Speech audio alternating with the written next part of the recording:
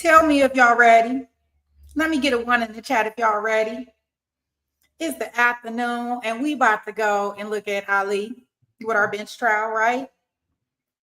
Welcome to Take It to Trial, and we on day 2, right?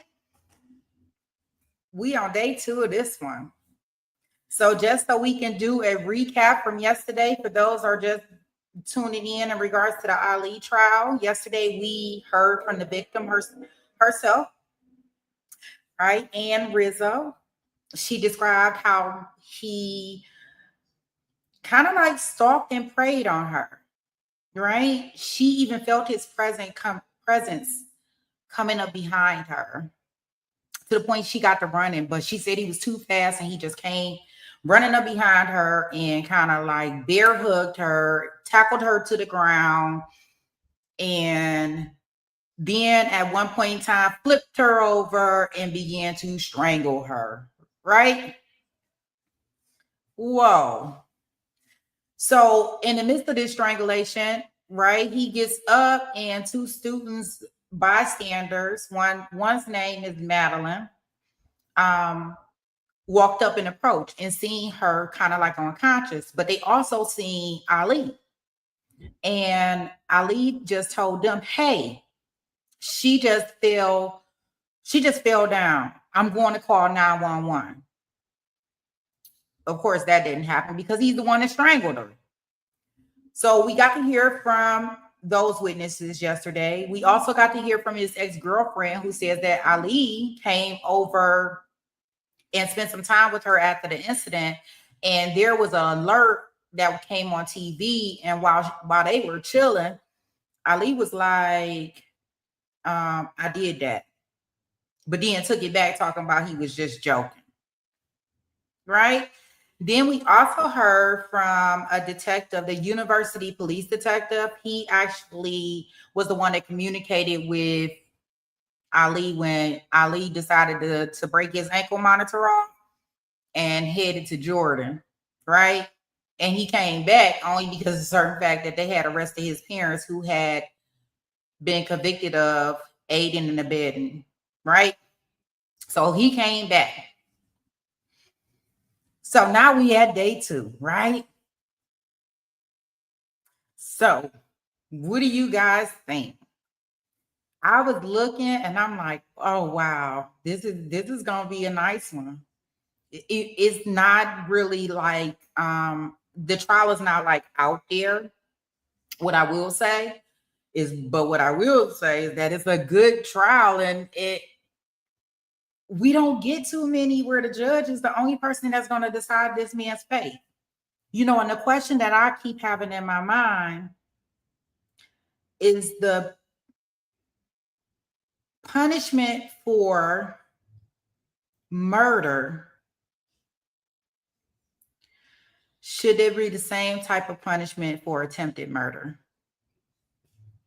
I'm gonna put that question in the chat for y'all because I'm curious to see what you guys have to think about that, because I don't know. It's like you tried to murder him, but you didn't. But the time that you can get is the same. Do you think it should be something different? Or should one be less than the other? Pretty Brown said, I think it's open and shut. I wonder if the judge will be lenient. Like, does he have a history of robbing people? I don't know. Benny says she thinks so. That the intent is there. Well, see, that's the thing. I don't know. And I think that's why he's taking it to trial, right? And I think that's also why they picked the judge versus to a jury trial. We just seen a verdict that came down from a jury, and y'all all probably was like, like it took us 5 minutes to recover from the Preppy Boy murder trial. Let Pretty Brown tell it. She was like, she started watching the trial on day 2 because she knew he was guilty. But the one thing that we have learned when we watching trials, you can never determine what a jury gonna do. Right? Because everybody come from different backgrounds. They have different experiences, and they bring that all into that jury room, and there you have it. a whole bunch of people back there debating about certain things. But in this case right here where I live, we don't even have a jury. No jury, right? No jury. No jury at all. So let me get, I'm gonna go ahead and share my screen and I'm gonna get us queued up and we're gonna go right into the courtroom. Why waste any time? All right, guys.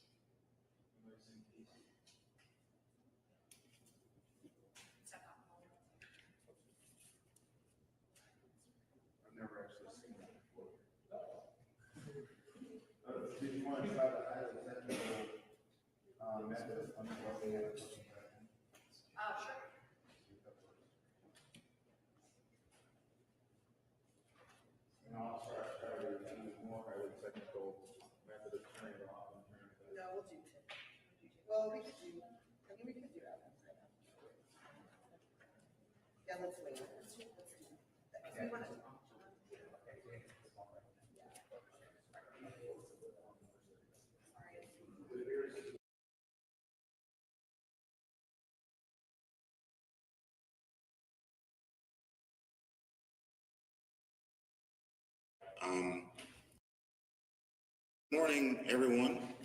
We are on the record in open court, and today is the second day of our trial.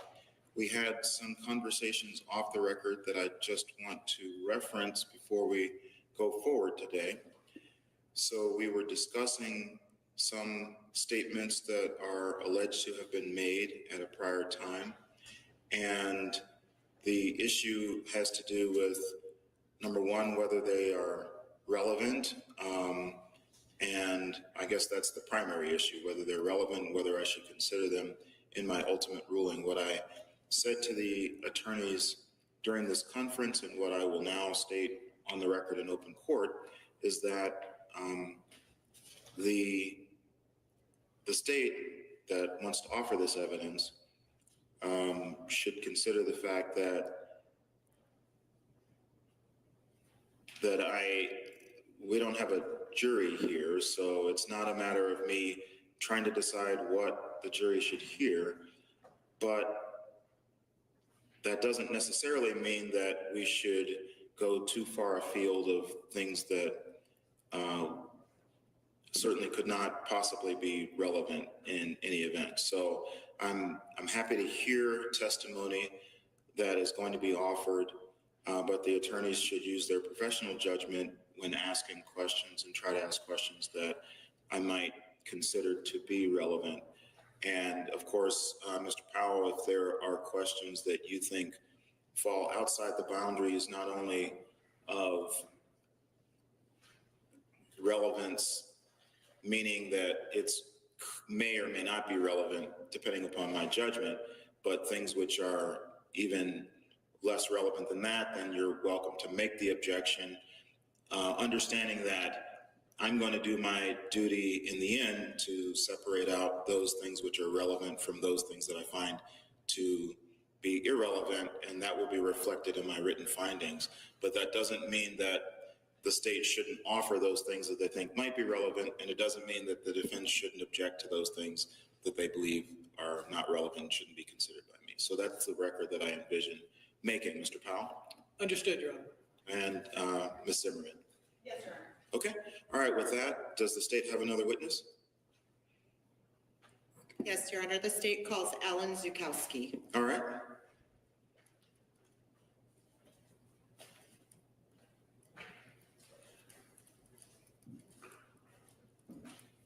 All right, come on in. The witness chair is obviously to my left. And if you could raise your right hand, do you solemnly swear or affirm that the testimony you give will be true? I do. Okay, please have a seat. And then once you're seated, you're going to be asked a series of questions. Please speak clearly and slowly into the microphone in response to the questions, all right? Okay, when you're ready, counsel, you can proceed. Please state and spell your name for the court reporter. Alan Zukowski, ALANZUKOWSKI.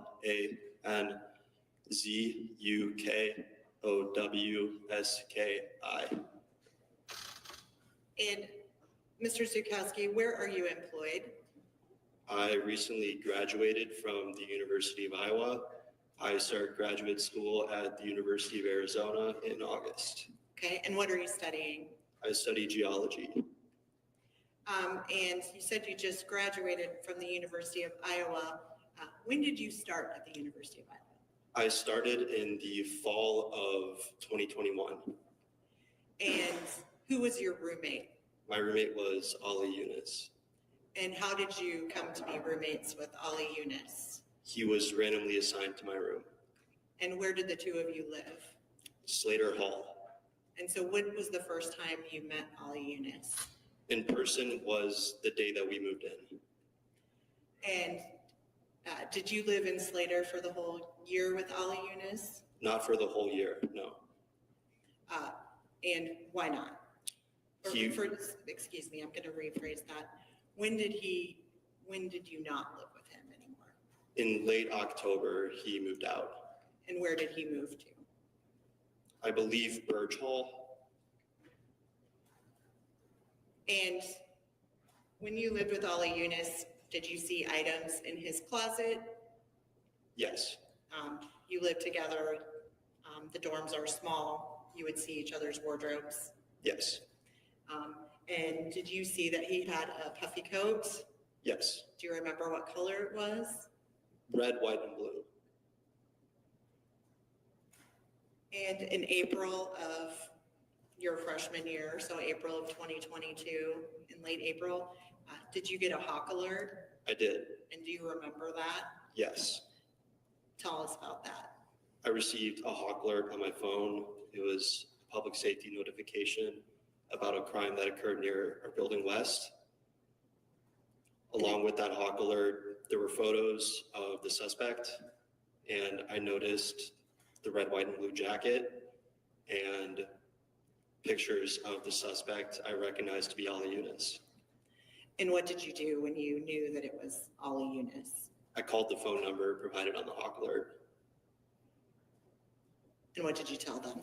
I told them that I recognized the suspect and that it was my old roommate. Nothing further. Cross-examination? I have no questions for this witness, Your Honor. All right, thank you. You can step down. Next. Wow, that's one thing about these judge-only trials. Up and down, up and down. I'm gonna be changing this banner all night, all day.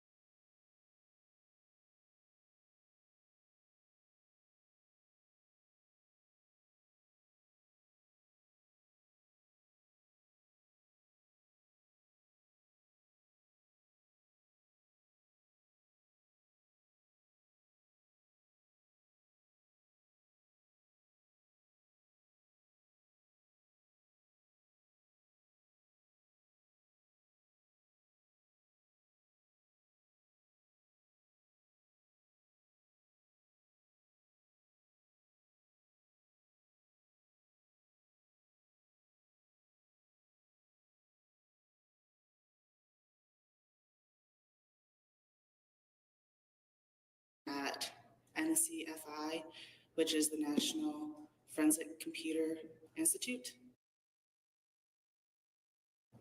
First of all, are you?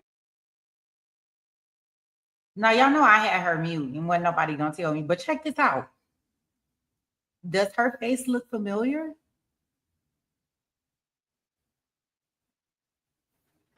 Oh, y'all did.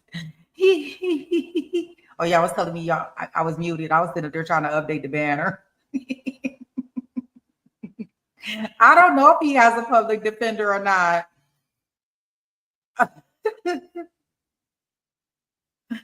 Oh gosh, look, I'm all over there trying to change this banner because they changing these witnesses up here every 5 minutes. But check it. Y'all, she was just on the stand in old girl case. I told you they right down the street from each other. Him and Karita right down the street. Yes. Yes. Yes. You got it, Pretty Brown. Yep. When I was writing the name, I'm like, oh gosh, this is the same lady. She got a busy week ahead of her. All right, I do have it unmuted this time. All right. Police officer. I am. What was your education and training? Yes, I have a bachelor's degree in cybersecurity. I also have my certificate in digital forensics from the Des Moines Area Community College.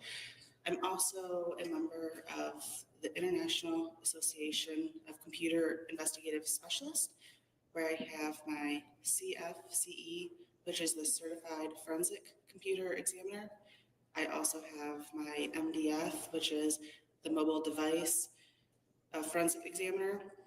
I've also attended some training at NCFI, which is the National Forensic Computer Institute through the Secret Service. I've also attended some training at NW3C, which is the National White Collar Crime Center. And where are you employed officially? The University of Iowa. And by the University of Iowa Police Department? Yes, And do you have a special assignment? I do. And what is your assignment? I work for what's called JFACT, the Joint Forensic Analysis Cyber Team. And what is JFACT? We do digital forensics there, so any sort of digital evidence, whether it be computers, tablets, phones, anything that's digital, we will take that and make a copy of that evidence and then process that evidence so it's in a readable format for the investigators or myself. And when you say we, who are you talking about? Yeah, I work with a team. So on the team is Johnson County, Iowa City, North Liberty, Coralville, and myself. Police departments? Yes. And so you don't spend your time out on the street anymore? No. Where do you all have an office, or how does all this happen? We do have an office on a location that's undisclosed to the public, off campus. And were you know why you're here today? I do. And were you asked to process a phone in this case involving Ali Younes? I was. And whose phone did you process? It was Ali Younes's iPhone. And do you remember when you were asked to process it? It was April 26, 2022. And when somebody asks you to process a phone, what do you do? Yeah, so like I was stating earlier, what we do is we take a copy of the phone because we want to have a workable copy instead of changing the actual evidence. So we plug it into what's called a gray key that takes a copy of that evidence. And then I processed it through Celebrate and Axiom. Both of those are just something that makes the file system into a readable format for myself or the investigator to actually view what contents are on there. And in this case, were you asked to process the phone for location data? I was. And did they give you a time frame for the location data? I was told that it was April 25th, 2022. I don't remember the exact times, but it was somewhere between like 10 p.m. and just before 11 p.m. And in military time, what does that? In UTC time, Yes. in military time, yeah, so 2200 to about 2300. And did you do that? And did you plot those locations on a map? I did. Your Honor, it's already up on the screen. You can see it on your screen, I think. I can. Showing you what's been marked States Exhibit 18. Do you recognize that? I do. And what is that? That is a map of the locations from that night. And would you mind, Your Honor, the state would offer State's Exhibit 18 into evidence. Any objection? No objection. Exhibit 18 is admitted, and it appears to already be published. Go ahead. Your Honor, I'm going to ask if it's okay for the witness to approach the screen. Yes. Okay.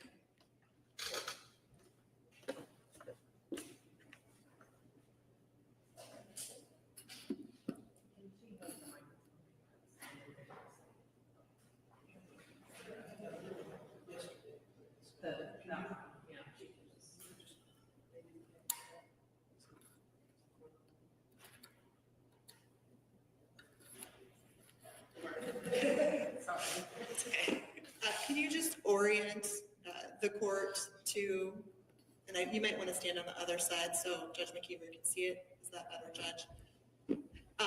Orient the court to what we're looking at. Yeah, so this is going to be north, south, that's east, west. This is Capitol Street right here. This is the IMU bridge. This is, to correct this, it's not the Hampshire footbridge. This is the IMU footbridge, and that's the Hampshire footbridge up there. Okay. And can you go through and, so what are the red dots there? Those are different locations that the phone beamed off of to show where he was going. And so there are some places where it's not just one red dot, but it looks like there's, for lack of a better term, a blob of red dots. What does that mean? That's just multiple locations that are in that same area. And could you point towards just what the path was in terms of the cell phone data that Mr. Younes took that night? Of course. So this doesn't have a timestamp on it, but this is actually Burge Hall here. This is the starting point from what I pulled locations from. Then he continued north here on North Capitol Street, up here to this is Slater Hall. Continued north up here into the woods, then went west on the Hampshire footbridge, and then came south in this trail right here, went behind the Stanley Museum of Art building, then behind right here, and continued behind the building near the Iowa River Trail, and then went over here, which then continued west, which, as you can see, is the art building west area. Right here in front, there's a little trail going. So continued there, which goes through the pond area, then went up here near the parking lot area, then around, and this is at 2217, he was behind the building, then came back over, and then you can see that continued east, went back up, north, here, north up here, and then continued back south, where then he went over east on the IMU bridge over this way. Thank you. You can sit down.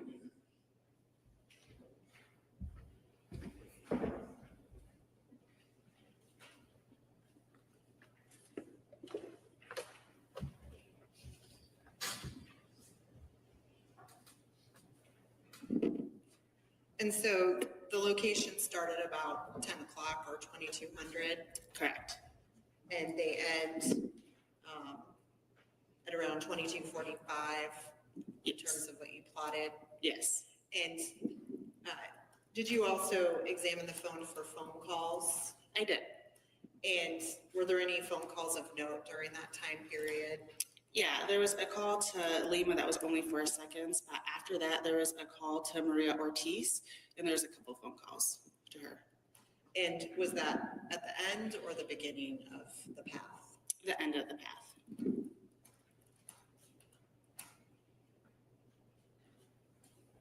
Nothing further, Your Honor. Cross-examination.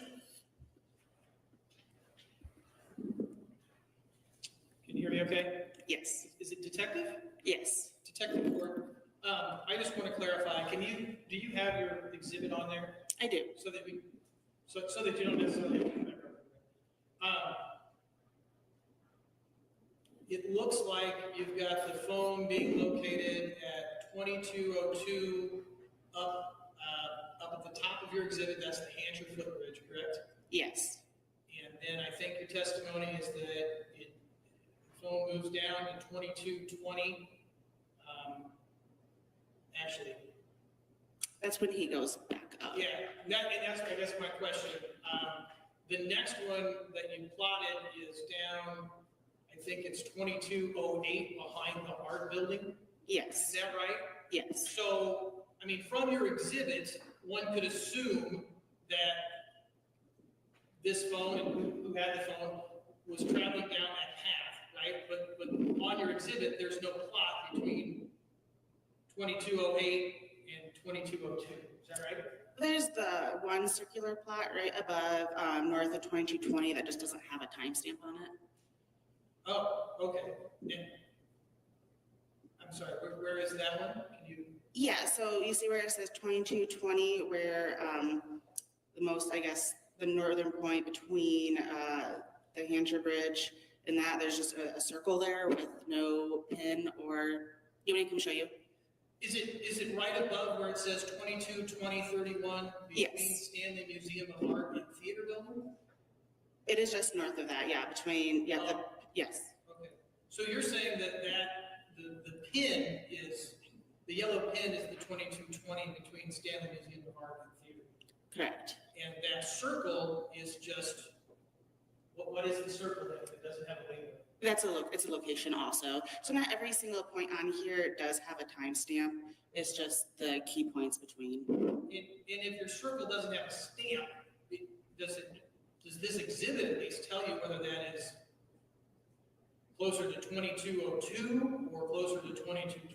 Not in here, but I do have a timeline, and then my report also states all the timestamps. All right, and then, so then you got 2208 behind the art building, and then your next plot after that is 2213, and now we're over to the left side of your exhibit, over toward Art Building West, is that correct? Yes, and we're on the southern side of the art building.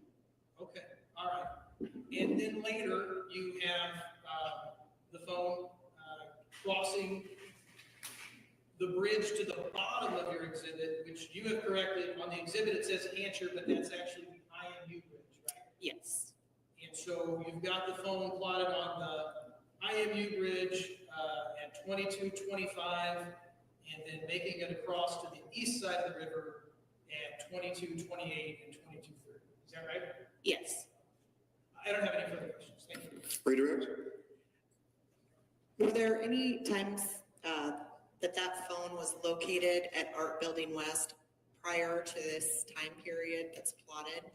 Yeah, so in the early hours of April 24th, it was around, I think, 2:45 to 3 in the morning.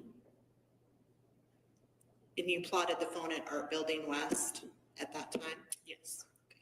Nothing further, Your Honor. Anything else?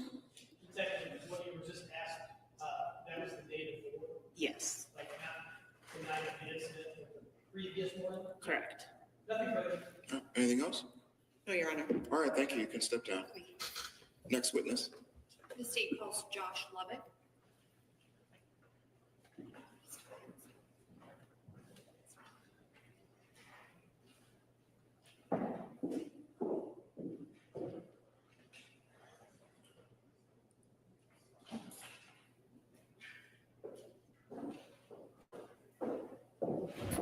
All right, come on in.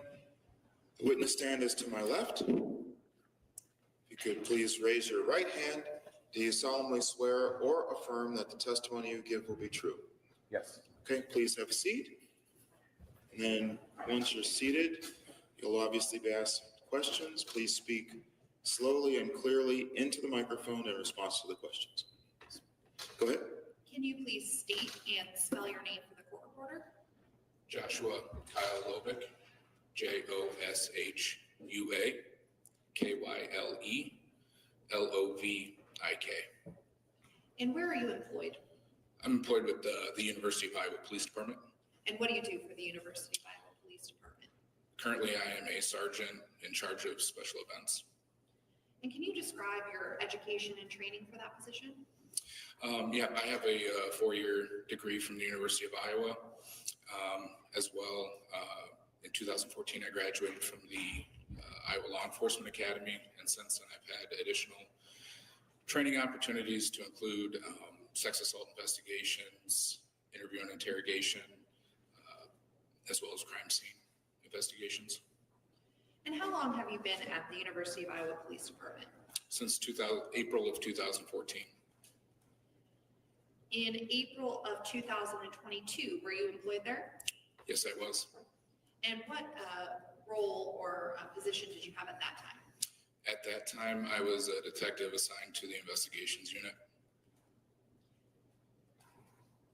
At some point on April 25th of 2022, were you made aware of an investigation at the Art Building West? Yes, I was. And can you tell us when you first became involved with that investigation? I first became aware of the investigation on the evening of April 25th because of the hawk alert. At that time, I called the on-duty supervisor to see if I would be needed, and at that time, I was told no. So I went to bed and woke up and went into work, and that's when I was notified that we would be needed for the investigation. So Detective Lovick, we've heard, or Sergeant Lovick, excuse me, we've heard some discussion about hawk alerts in the past. Were you signed up to receive those alerts? Yes, I was. And seeing that it was an alert involving the university, that prompted you to call and ask if your assistance was needed. Correct. And do you recall if the hawk alert at that time, did you observe any photographs of a suspect or just a description? No photographs, just a description. Once you went into work the following day, can you tell us what the next step was in your involvement in this investigation? Yeah, Lieutenant Tyrell notified me of the investigation and what he and Detective Cooper had done at that point. And then around approximately 8:15, 8:20, Lieutenant Tyrell informed me that they had a person of interest identified and that we were going to go try to locate that person. And who was that person of interest? Ali Younes. And where did you go to first attempt to locate him? Birch Hall. Did you speak with or find Mr. Younes at Birch Hall? We did not. And what did you do next? We waited outside of his dorm room and requested that maintenance come and change the lock to secure the room for potential search warrant. And what did you do after that? We waited for maintenance, and once, while we were waiting, Ali's roommate arrived, and I talked to him briefly. And do you recall who his roommate was at that time? Carson Kirby. And after speaking with Mr. Kirby, did you gain any further information on where Mr. Younes might be? We did. And what information did you determine at that point? He shared with us that Ali was involved with a woman named Maria, and that he didn't have a last name, but while I was just talking with Ali, Lieutenant Tyrell was doing further investigation and potentially identified Maria. And were you ultimately able to identify Maria? Correct. And do you recall her full name? Maria Ortiz. And were you able to determine where Miss Ortiz resided? We were. Do you recall where that was? 629 South Johnson Street, apartment number 1. Once you were able to make that determination, what was your next steps in the investigation? Once we were able to get the lock changed at Birch Hall and secure that room, we left Birch Hall and made our way to 629 South Johnson Street. Did you encounter anyone at the apartment at 629 South Johnson Street? We did. And who did you encounter there? Maria Ortiz answered the door. Did you notice anything when Miss Ortiz answered the door? I did. And what was that? As she was standing in the doorway with the door open, there was a jacket or coat hanging from a chair that matched the description of the person of interest from the video that I had seen. And at that point, you had an opportunity to review any surveillance video that other detectives may have gathered at that point. That's correct.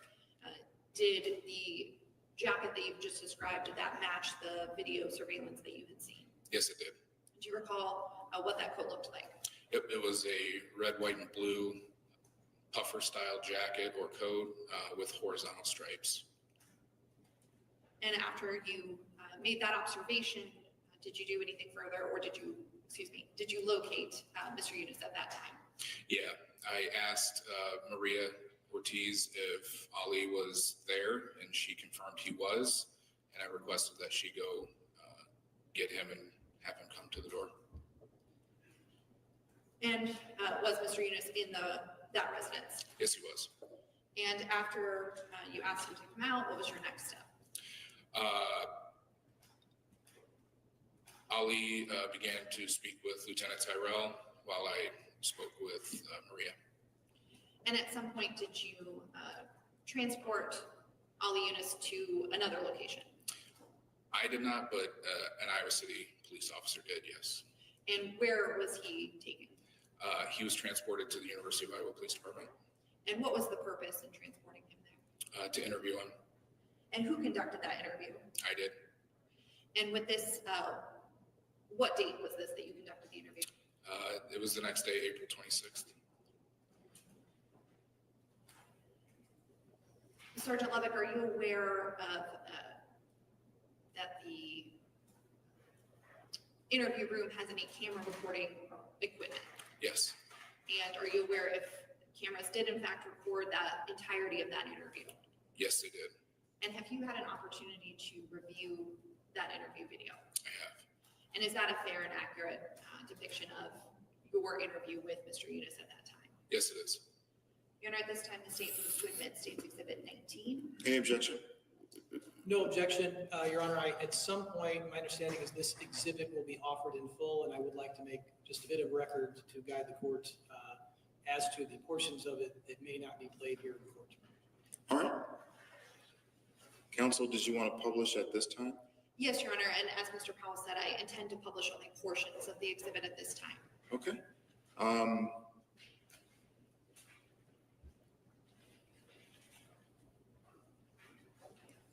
I'll just leave your laptop plugged in so you can, are you going to play it from your laptop? Yes, Your Honor. Okay, go ahead, whenever you're ready.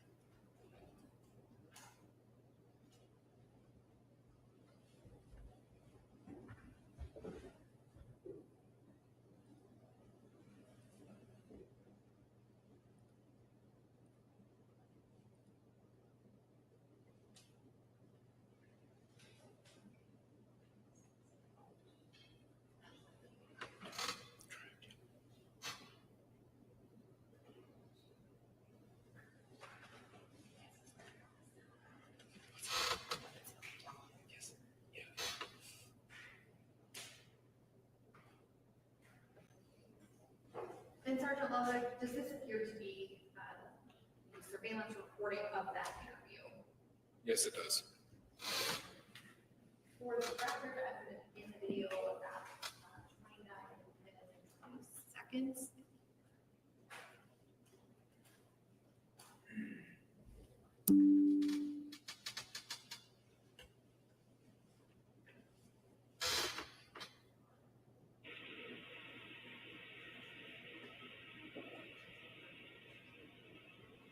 So I went to the gym, I probably came back and ate, and then I was studying, but I'm pretty sure that Maria came and picked me up. Okay, after you're studying? What time was that at that Maria picked you up? Roughly, Yesterday, yeah. maybe like 9:30.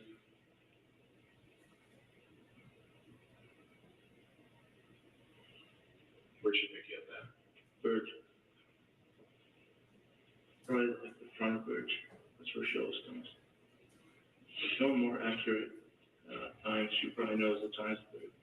Okay, what do you do after that? Yesterday? Yeah.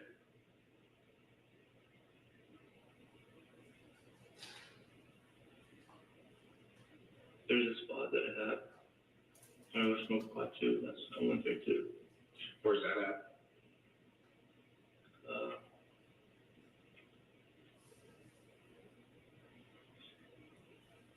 Do you know the president's house? Mhm. Right behind him, you know the greenery area? Kind of like by the river? Yeah. Yep. Yeah, there. Okay, so you go down there? Yeah. Is it like you take that sidewalk that's between the river and the president's house, and you like walk down that sidewalk, and it like, you can either go over a bridge or you can walk into the green space? Yeah. You're talking that green space? Yeah. Okay. Then you went and smoked some weed down there? What time was that at? I usually go at night. Was that before or after Maria picked you up? Yesterday I went during the day because if Maria picks me up, I don't have to go there during the night. Okay. Yeah. So was it before Maria? Yeah, maybe it was like a 4 or something. But no later than that? Yeah. How certain are you I'm like 100% sure. that you weren't there any later than 4? Yeah. 4 or 5. Okay. All right, let's go from there. So at 5 o'clock, what'd you do after you smoked some weed? I probably went back to eat. And then I like to hit the gym when I'm kind of high too. Because I can lift just as much. And I feel the muscle contraction a lot more than I do. After you smoke weed? Yeah. Okay, so did you go work out or not? Do you remember? Okay. So at 7 o'clock, after you smoked weed, you went back to your place? You went back to Burge? Okay. What'd you do after that? At 5? Just studied. And then probably just hang out with Maria after. Probably, or? No, yesterday I think. Yeah, yesterday for sure.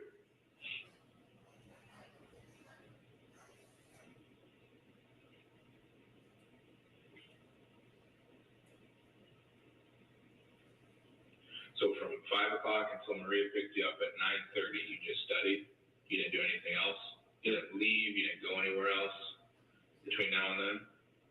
Okay.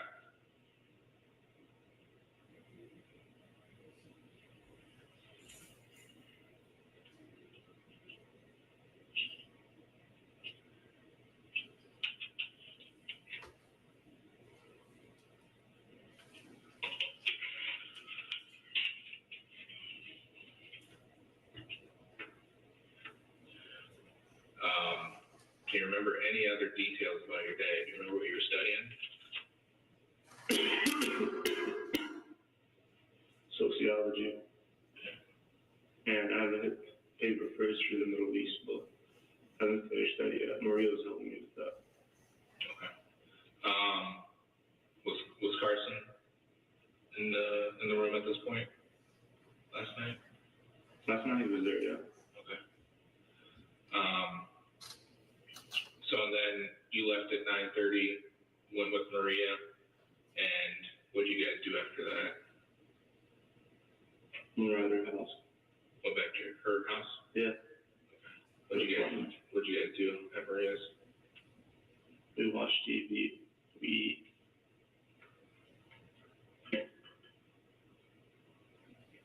There's some more stuff, but I don't think that's relevant. What's that more stuff? Like we have sex sometimes. Okay. Did you guys have sex? Yeah.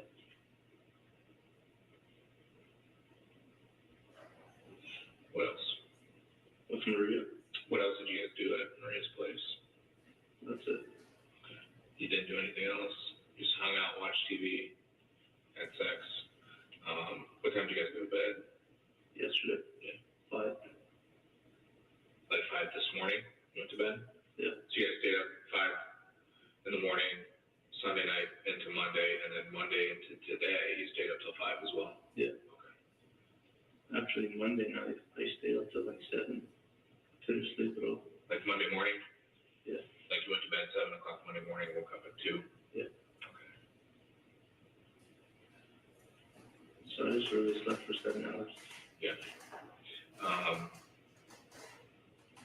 And then you woke up, you went to bed at 5 o'clock this morning, woke up and we knocked on the door?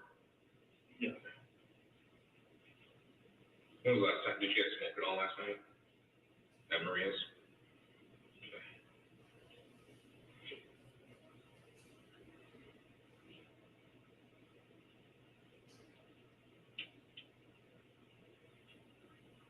And you had smoked before that as well? Yeah.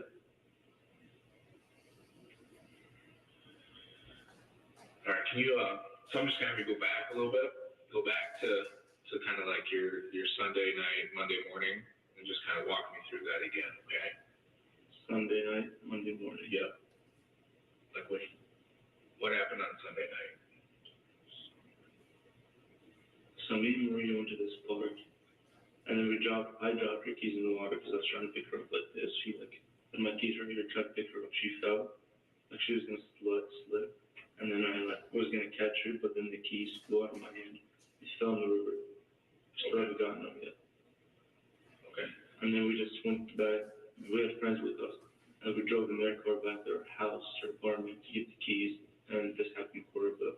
And we went back to Coralville to look for the keys. I jumped in the water to go get them the first time, but I couldn't stay in. It was way too cold. And I just left a little.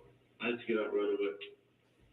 I tried, but I couldn't physically take that cold. To be honest. Yeah. Okay, so you dropped your keys in the car, keys are still in the water, sorry, and then you guys went back out your spares, I take it, and then you guys left. Yeah. And then Sunday night, are you hanging out at Maria's house again? Okay, and you stay the night, you go to bed about 5 o'clock in the morning and wake up at 2? We don't always do that. No, that's fine. I'm just trying to get an idea of what happened that night, right? You woke up at 5, or went to bed at 5, woke up at 2 in the afternoon, and then walk me through your Monday again, yesterday. Walk me through from the time you woke up. Monday? Yesterday. All of yesterday? Mm-hmm. Okay, yesterday.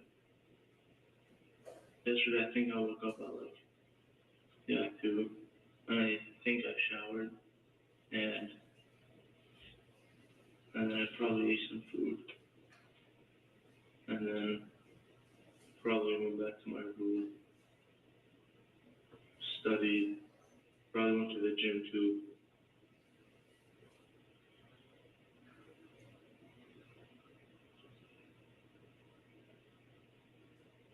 Probably listened to some music. Okay.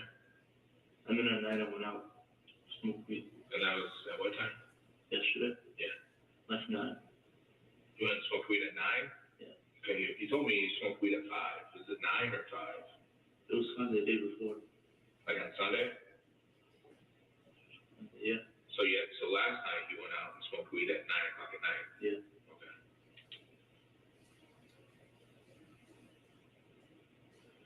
Okay, and where'd you go smoke last night?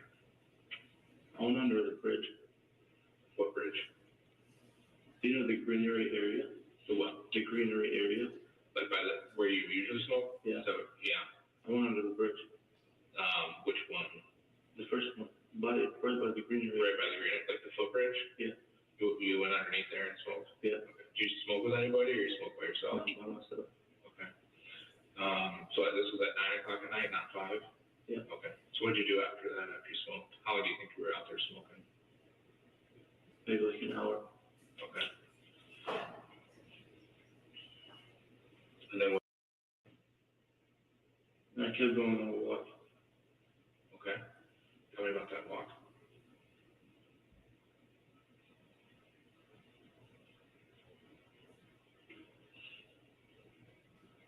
I'm just gonna tell you the truth, to be honest with you. Okay. because I know what this is about. Okay, go ahead and tell me. It's about that woman. What happened? She was like, I was smoking weed, you know.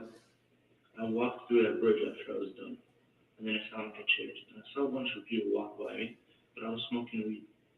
And then I kept going, and I saw this woman that was really far, and there was somebody behind her.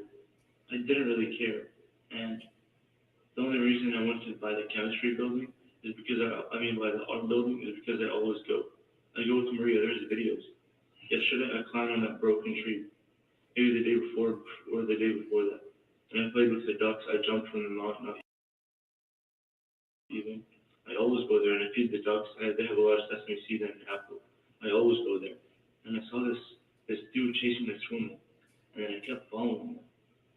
And then they were so much ahead of me. They were like, it's like the woman was kind of running, and that dude was like behind her, and they were about to turn beside the building, and I was still on the other side. I could barely see him. I came across from the side, from the left, and I saw them too. And then I kept walking. I didn't really think it was a big deal, honestly. I should have ran, to be honest with you. I should have ran right as fast as I could, go see what happened. Because then I went and I found her, and she was passed out on the ground.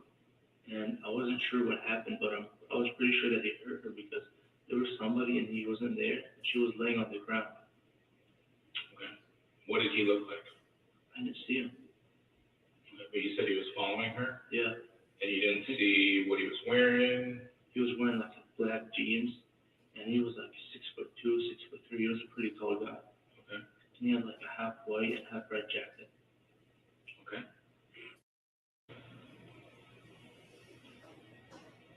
Okay, what else did he look like? I didn't see his face, because none of them turned around. Okay. Too. Whereabouts did you see him and her? Where what? Whereabouts did you start seeing him and her? When did I start seeing him? Do you know this building that's like right here? And there's a river right here. And there's a bridge right here. Not the one that I go to, not the one by the greener area. That one's right here. There's another bridge right here. Kind of further down by like the Yeah. IMU? Yeah. By the chemistry, yeah, by the IMU, yeah, to the left, to the right of the IMU. Yep, by the IMU. Yeah, exactly. I was just going there, and I just passed that building to the right, in that old building. Okay. I have never been there, but it looks pretty old, and Yeah. I really wanted to go in there because I like old stuff, but I wanted to go in there. Okay. And that's when I saw them. They were about to turn. Okay, so you saw her like at that bridge? No, that's where I was. I was like right after that bridge. I was right by the old building, and they were like all the way there. Okay, on the other side of the river? Yeah. Okay, and so like you were on this side of the river, Yeah. and she was on this side of the river? No, it's not that. If you have a map, I can show you, or I can draw it. You want to draw it for me? Yeah.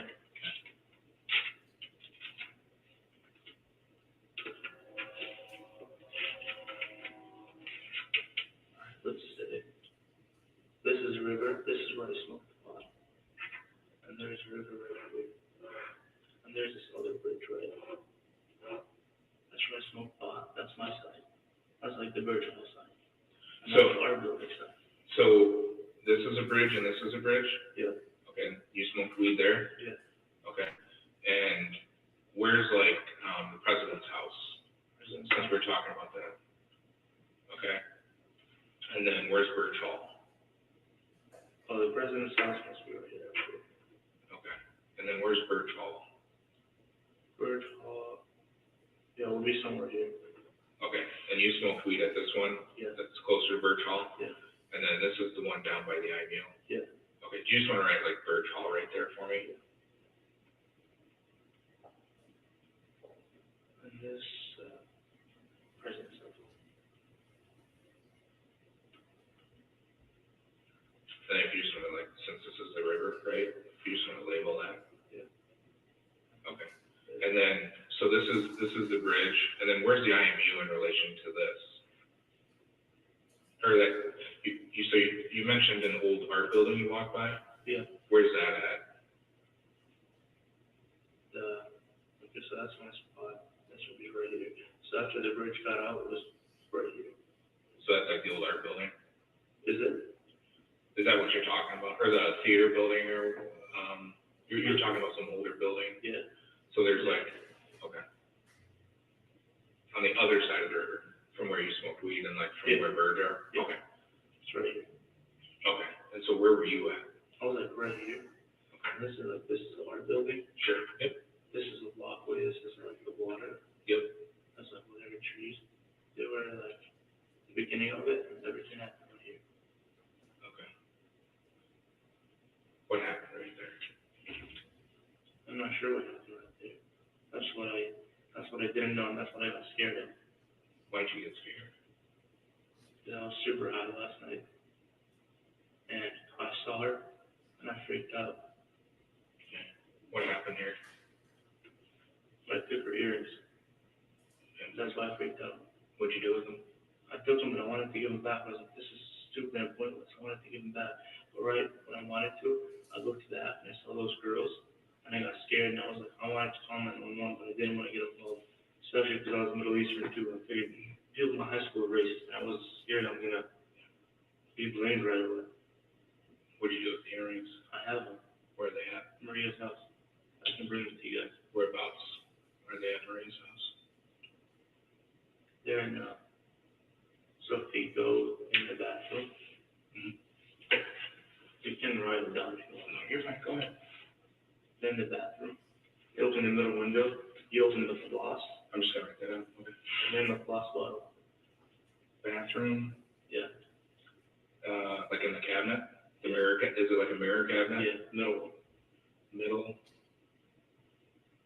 mirror cabinet, and they're in a what, a floss? yeah, Like a floss container? yeah. Okay. You know, I did some things wrong. I shouldn't have taken these earrings, and smoking weed is also wrong because it's against the law, but morally, I don't think it's wrong, but stealing the earrings is morally wrong. And I'm really sorry. Tell me what happened to that girl. My prediction is, to be honest with you, is that somebody that, I don't know if they knew her or not, but I think it was a robbery. Ali, tell me what happened to that girl. I don't know what happened to that girl. He must have choked her or snapped her neck. I don't know. She was laying there. And she was looking kind of purple. And I was scared. I don't like blood. I hate blood. Did you see blood? No, I didn't see blood, but I think she was attacked. I think somebody had to have attacked her. What'd you do to her, Ali? I didn't touch her. I just touched her earrings. I shouldn't have taken them. On the road, I wanted to get someone. I was like, this is so wrong. Fuck it. Fuck the earrings. That's what I'm telling you. I couldn't understand anything with the earrings. Yeah. I wanna know what happened to that girl. And I'm pretty sure she choked her neck snapped.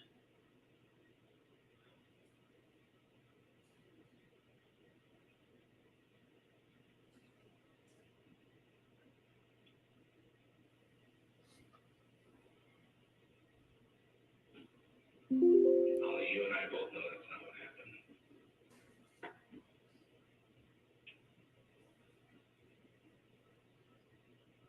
Tell me what happened to that girl.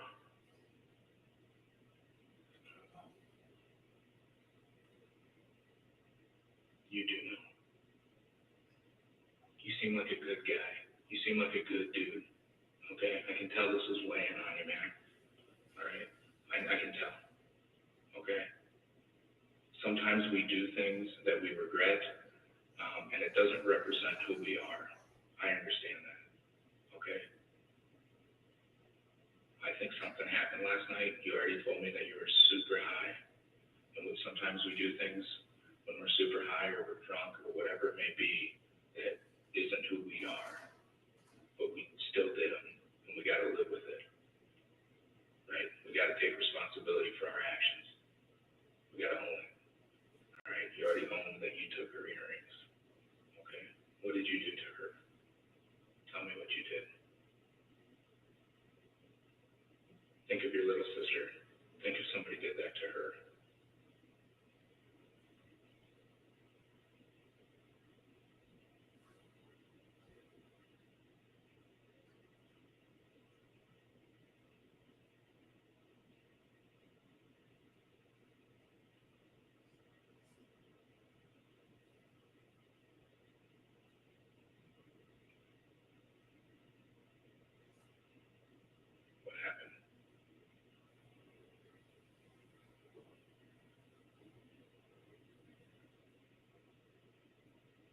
out smoking weed, right? Under the bridge? Okay. And then what happened after that?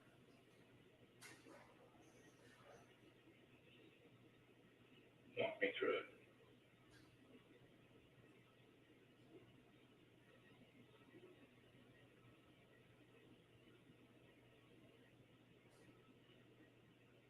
Walk me through how we got over here, okay?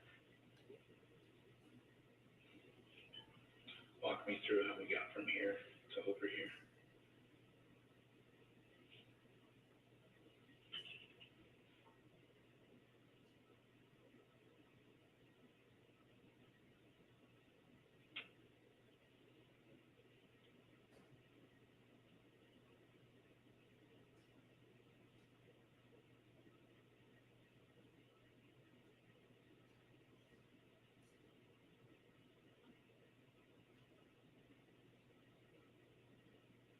Where did you first see her? Was that before or after you crossed the bridge?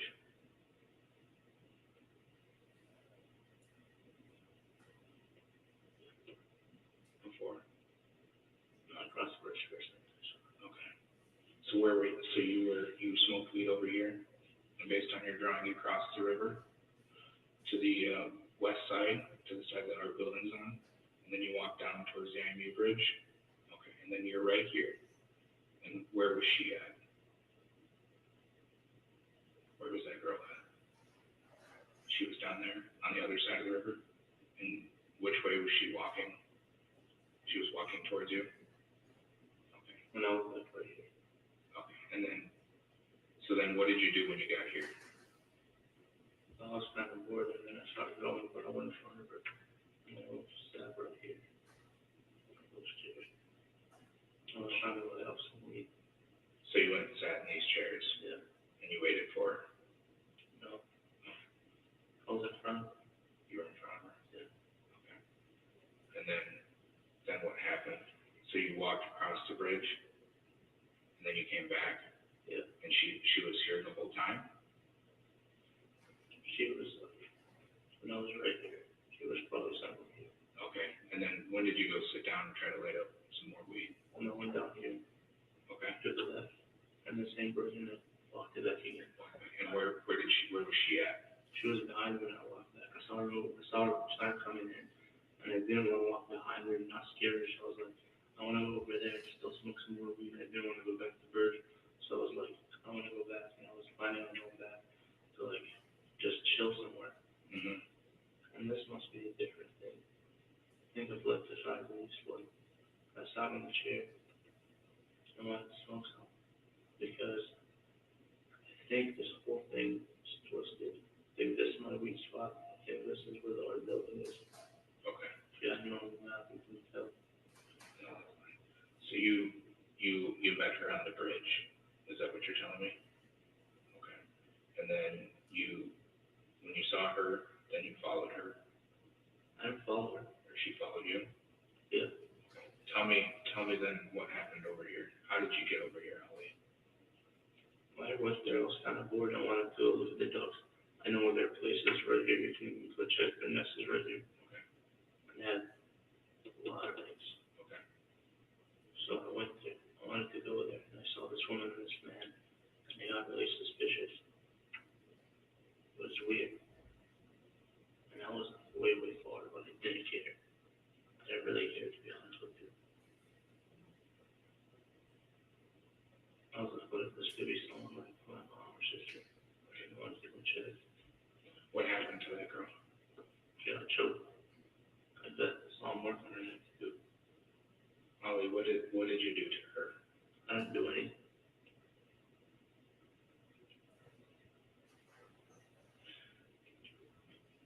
Ali, like I said, man, I think you're a good person. I think you're a good human being. Sometimes we make mistakes. Right? Even good people screw up. We fuck up. Right?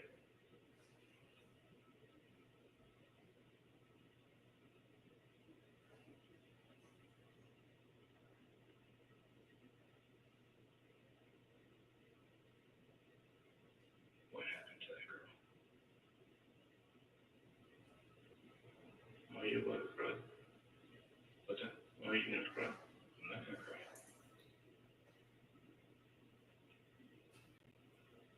I was wondering.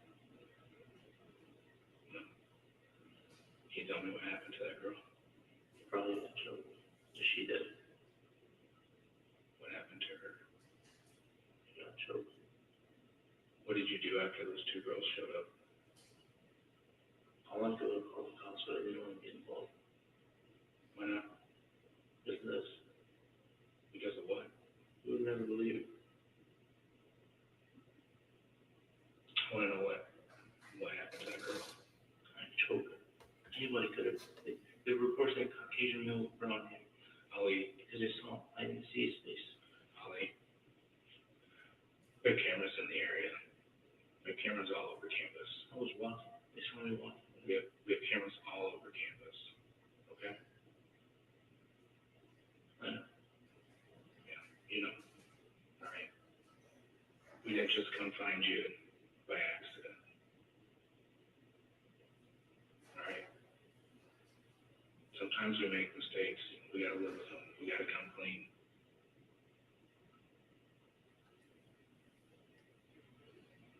We all make mistakes, man. Think if somebody did that to your little sister, or your mom, or your girlfriend. Be terrible. I just don't do it to other people's.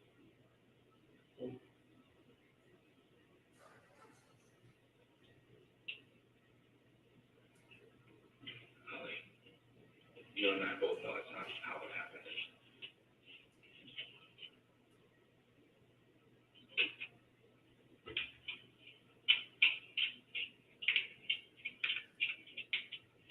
I want to know how it happened. Okay?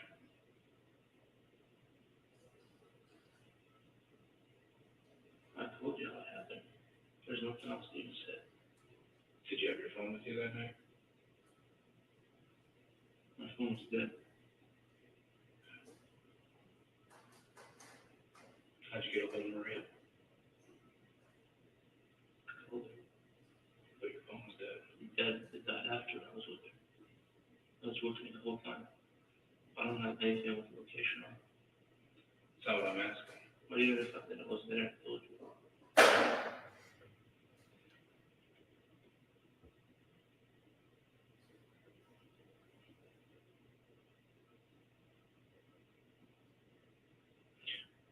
Why did you pick her?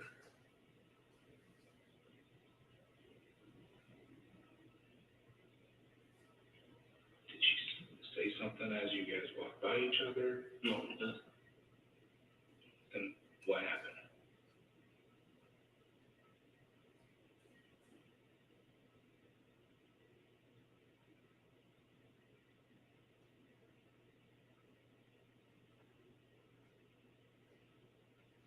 What happened is that somebody choked her.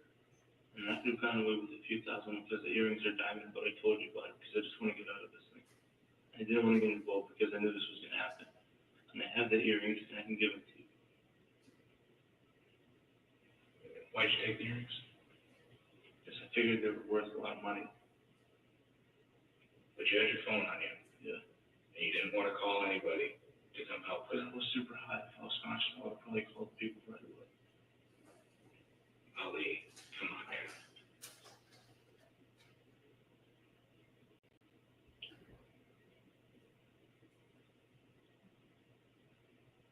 You're a really nice person, man. You are too. That's just how it works. We gotta own our mistakes, man. You got a long life ahead of you. Not with this. Just listen to me, okay? You got a long life ahead of you, man. You got a bright future. But you gotta be able to take accountability for your actions. You gotta own it. You gotta take responsibility. We all make mistakes. The only way we're gonna grow from them and learn from them is if we own them. Right?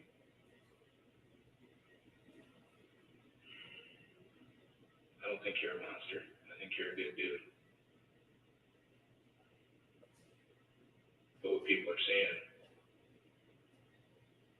is a monster, right? Whoever did this, right? This is your opportunity to tell me what happened. To tell me your side of the story.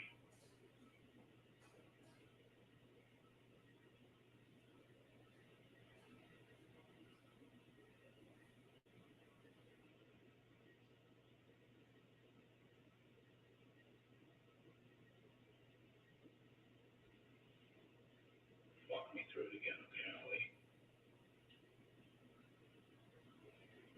Walk me through what happened.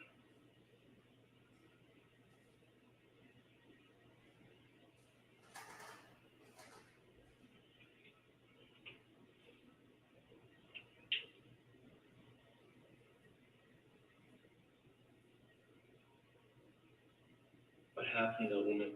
If you need to draw another picture, go ahead and draw another picture. No answers on my questions, Steve. Answer all yours. I think you know what happened to that woman. What happened to her? You were there, Pretty sure she was alive when I grew up. okay? So what happened to her? She is alive. Should be able to identify her. I want to know what happened, Ali.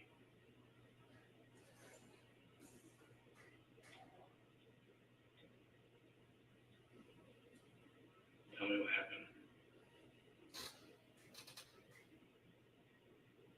This is your opportunity. Do you want a piece of paper?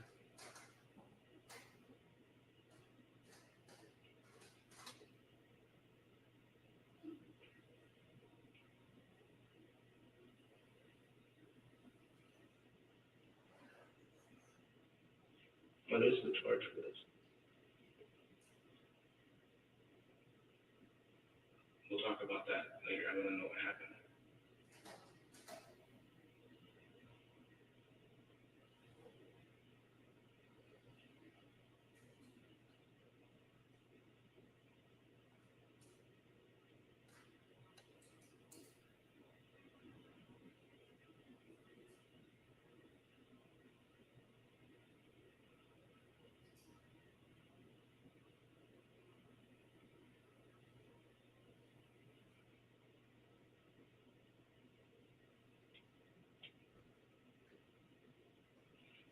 You're smoking weed, right?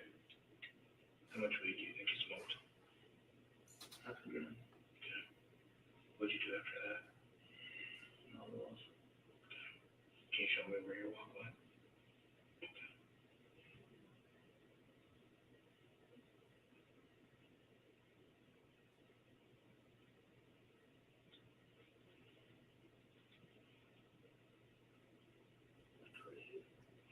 So you crossed over to the other side of the register? Okay. And then what'd you do? Walk right here. Okay. And there was a trail that was like this. There's a house over too. Okay. Pretty sure they stopped somewhere though. Pretty sure this is where the weed spot is. I'm already gonna get charges for weed. And theft. I'm not worried. I'm worried about what happened to this girl. That's what I want to know what happened. But I'll still get charged for this and theft. What happened after here?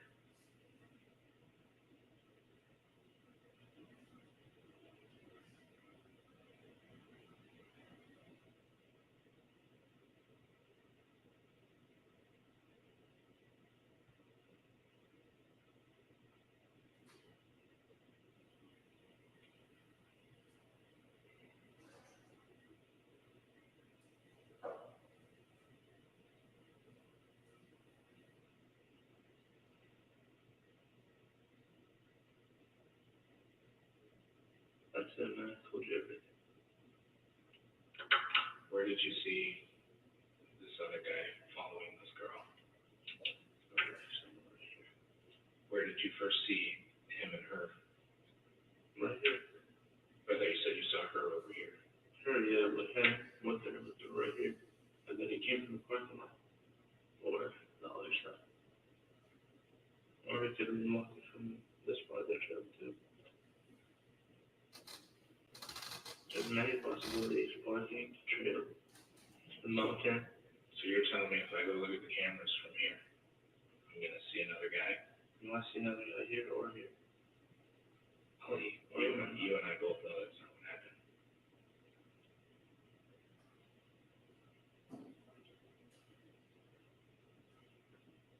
Can't say what really happened?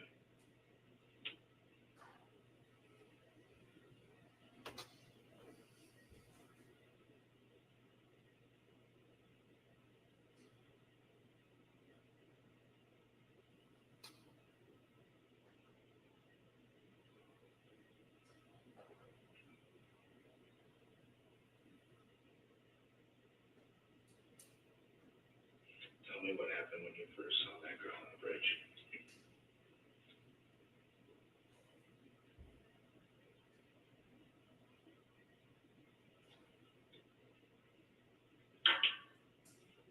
Well, I saw someone walking with some laptop bag or something. Okay. What were you thinking? Nothing. So you know what I'm going to do? What was that? Go back to smoke more weed. Okay.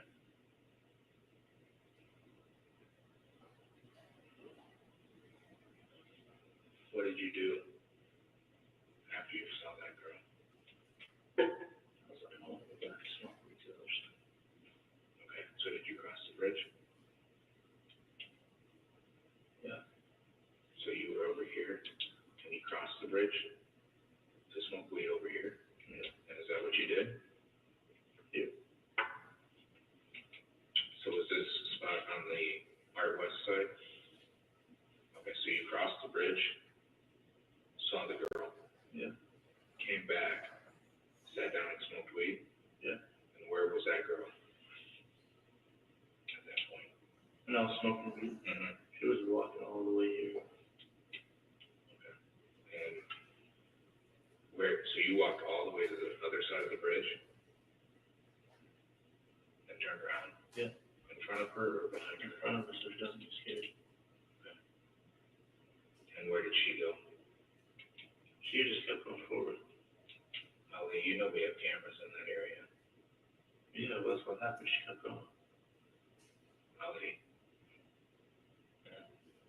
She had proof you would just send me to jail. It'll cut me. Ali, what happened? It's really simple, man. Wait till I keep before I'm here. Or here. Okay.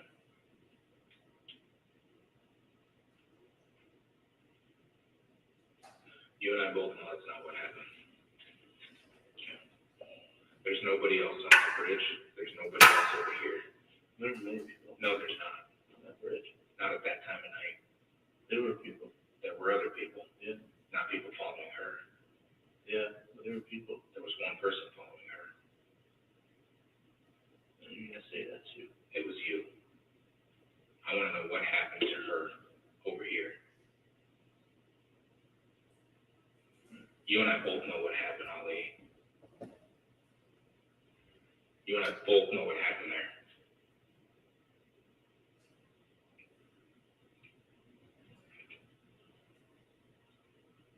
What did you do to that girl? Why did you do that to her? That's what people want to know. That's what she wants to know. That's what we want to know. Now you just have to look at me. She can tell you it's not me. What happened? What did you do to her? I stole from her. What else did you do to her? That's it. Where did this guy go after he? You probably climbed up the mountain. It's easy. Ali, you really think somebody else came up to her, assaulted her, you came up to look at her, you took her earrings, and then you ran off when other people showed up?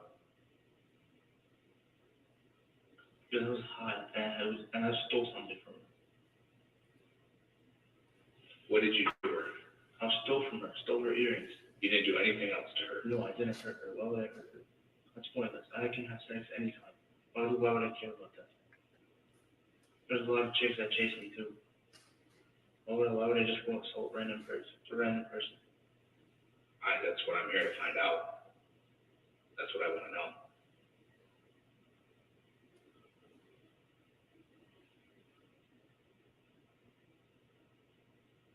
I told you all I know.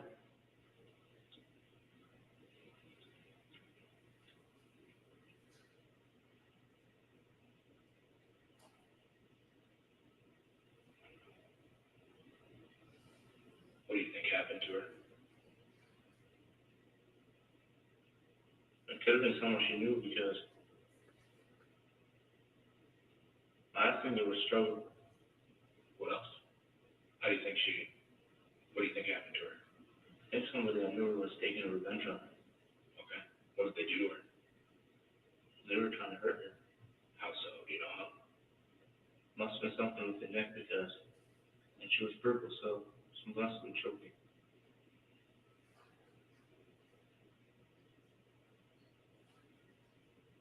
Anything else? Yeah. I already told you, man. This is your opportunity to tell me what happened.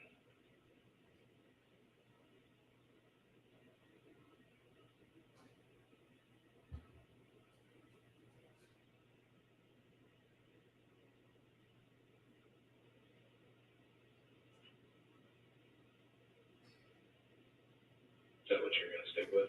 Yeah.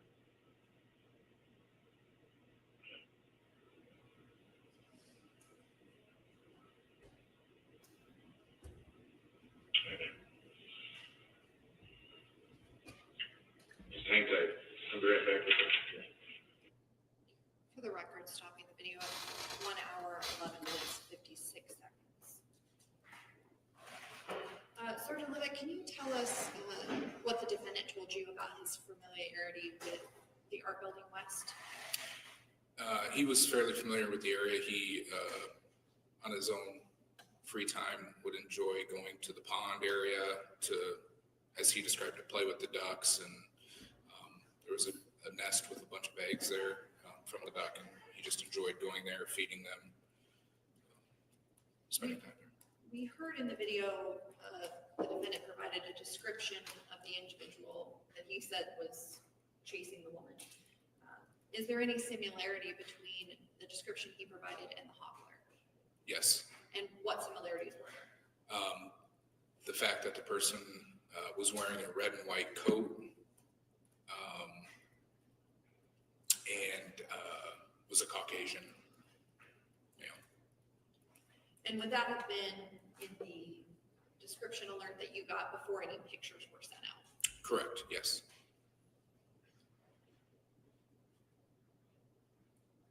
Sergeant, can you tell us if, did the defendant change his story throughout the course of your interview with him? Yes, he did. And what were the differences? Initially, his times were off. Said that he went and smoked weed between 4 and 5 o'clock down by the bridge and returned to his dorm room for the rest of the night before leaving his dorm and hanging out with Maria. And then he changed it to that he went on a walk after smoking weed, which ended up being later in the evening, to the west side of the river, as well as some details as far as what he did on that walk. And in the interview with him, we hear the defendant admit to taking the woman's earrings. Is that right? That is correct. Did he provide a description? I know it's somewhat difficult to hear in the video, but did he provide a description of where those earrings were located? Yes, he did. And did you pass that information along to other investigators? I did. And can you just briefly tell us how the defendant described the woman in your interview with him?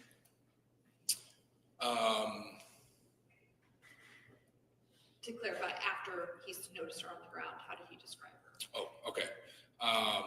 He described her as being purple and spit around her mouth, unresponsive, not talking, not making any noise.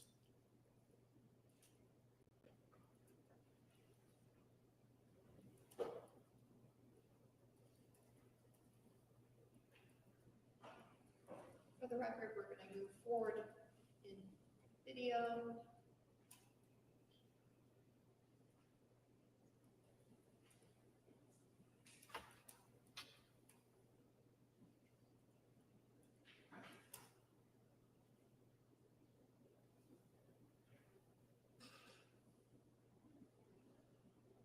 For the record, we're beginning the video again at 2 hours, 18 minutes, and 34 seconds. How long do you think you were looking at the phone? A minute. Okay. And then where'd you go? I just kept going forward. I walked to check on what happened.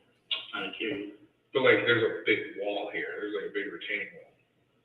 Like, where'd you stop to look at the pond? Like on the street side or? Yeah. Oh, on the street side? Yeah. Okay, and then where'd you go? I just kept on the trail. Then you followed that trail? Yeah. And that's where you found her? Yeah. Because I've been on the trail before. Like me and Maria went there. Okay.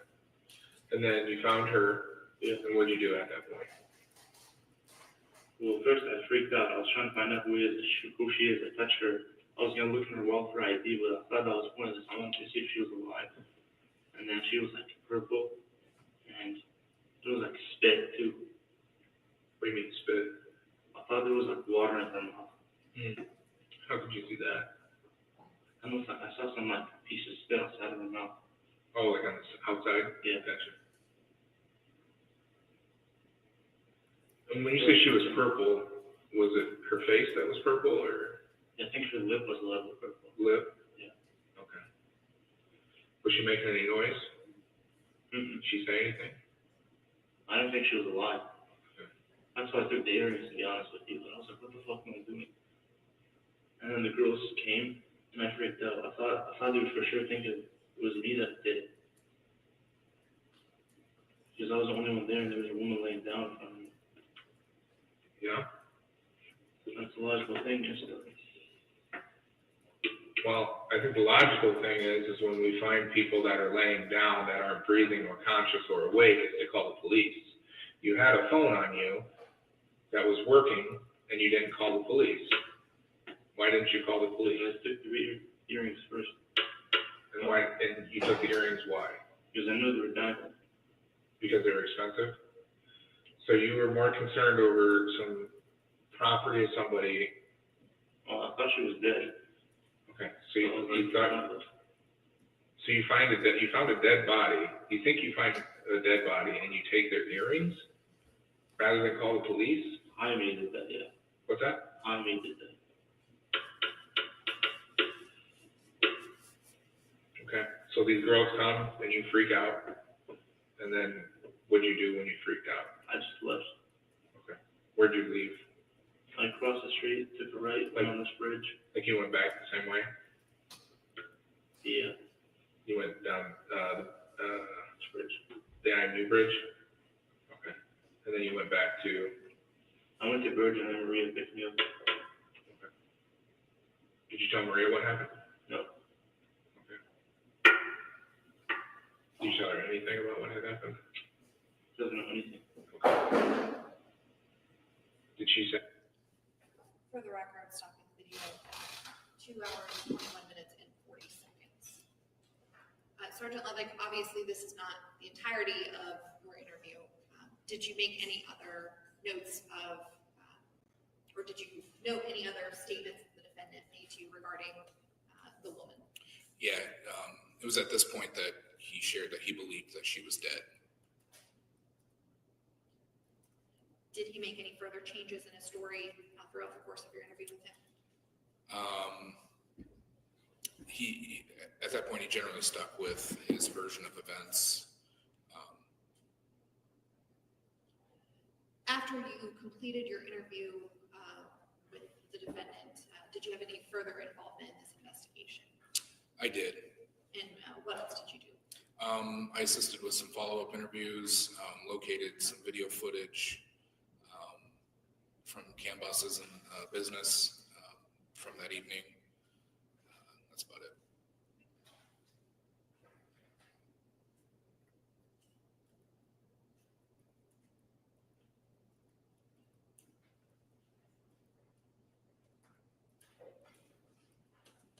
Sergeant Levick, you earlier testified that there was a description provided in the hockler, is that right? That is correct. Was there any information specifically about a woman being choked in the hockler? Not specifically that, it just said that there was an assault with injury. So that information wouldn't have been public at that point? Correct. Thank you. No further questions. Cross-examination? Thank you, Your Honor. Sergeant, can you hear me okay? Yes. I have very few questions for you.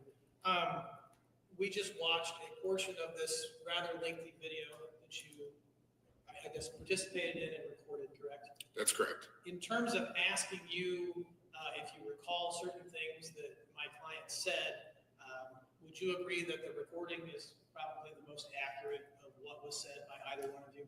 Yes. You were just a moment ago asked about a portion where Mr. Younes indicated that he thought the woman on the ground was dead, right? Correct.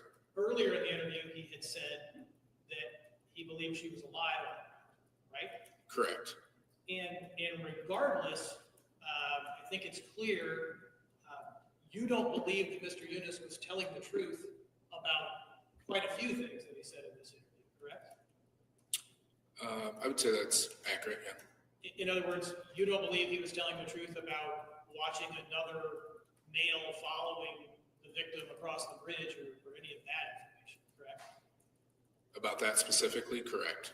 In other words, do you think that at least several of the statements that Mr. Younes made during this interview were lies or not the truth?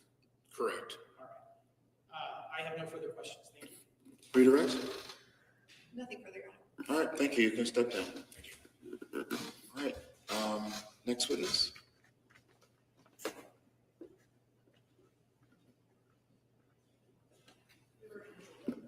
Okay, break time. All right, yep, so it is about time for our morning break. We'll take let's take a 15-minute break and we'll see you after the break. Thank you.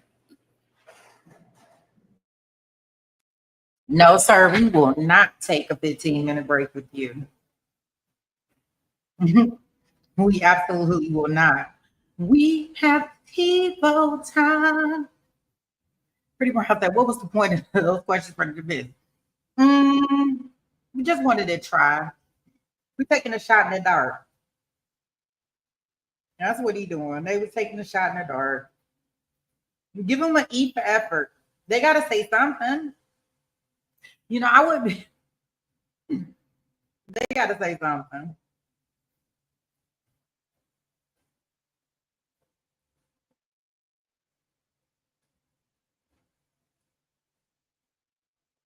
Look at him sitting there with his head down. They coming back.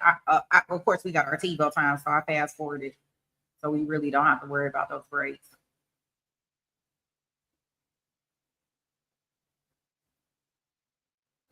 Yeah, so I mean that detective was working hard, like almost. Ali, I know you're a good person. I know you want to tell me something. Please just draw it, write it down. You didn't want to hurt that lady. Just tell me. Just tell me. Oh, he was in there begging.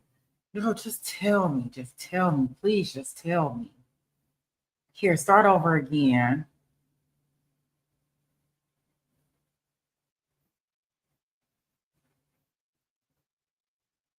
Our morning break, and I believe before we proceed with the next witness, Mr. Powell, you're going to make a record regarding Exhibit 19. Yes, thank you. Exhibit 19 would be the interview recording, a portion of which you just listened to. The entirety of Exhibit 19 is admitted into evidence and would ask the court to review it in its entirety. Just for clarification, because it is a rather long recording in total, it starts approximately 10 minutes in with the interview of my client. There is an approximately 40-minute break starting at 1:12 on the recording, and then a nearly 2-hour break starting at 2:26 of the recording. Obviously, the court should check those times yourself, but I just want to give you that for clarification. And in encourage the court to watch the entirety of it. Okay, and for the record, I do view the exhibit as being admitted in its entirety, notwithstanding the fact that we did not play the whole exhibit here in open court, and it would be my intention to review all of the exhibits thoroughly, including Exhibit 19. Anything else, Mr. Powell? No, Your Honor, that's it. Okay. All right, next witness. The state calls Abend Altador.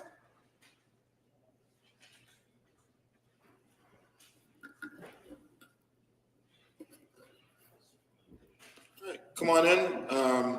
The witness chair is to my left here. And if you could raise your right hand, do you solemnly swear or affirm that the testimony you give will be true? Okay, please have a seat.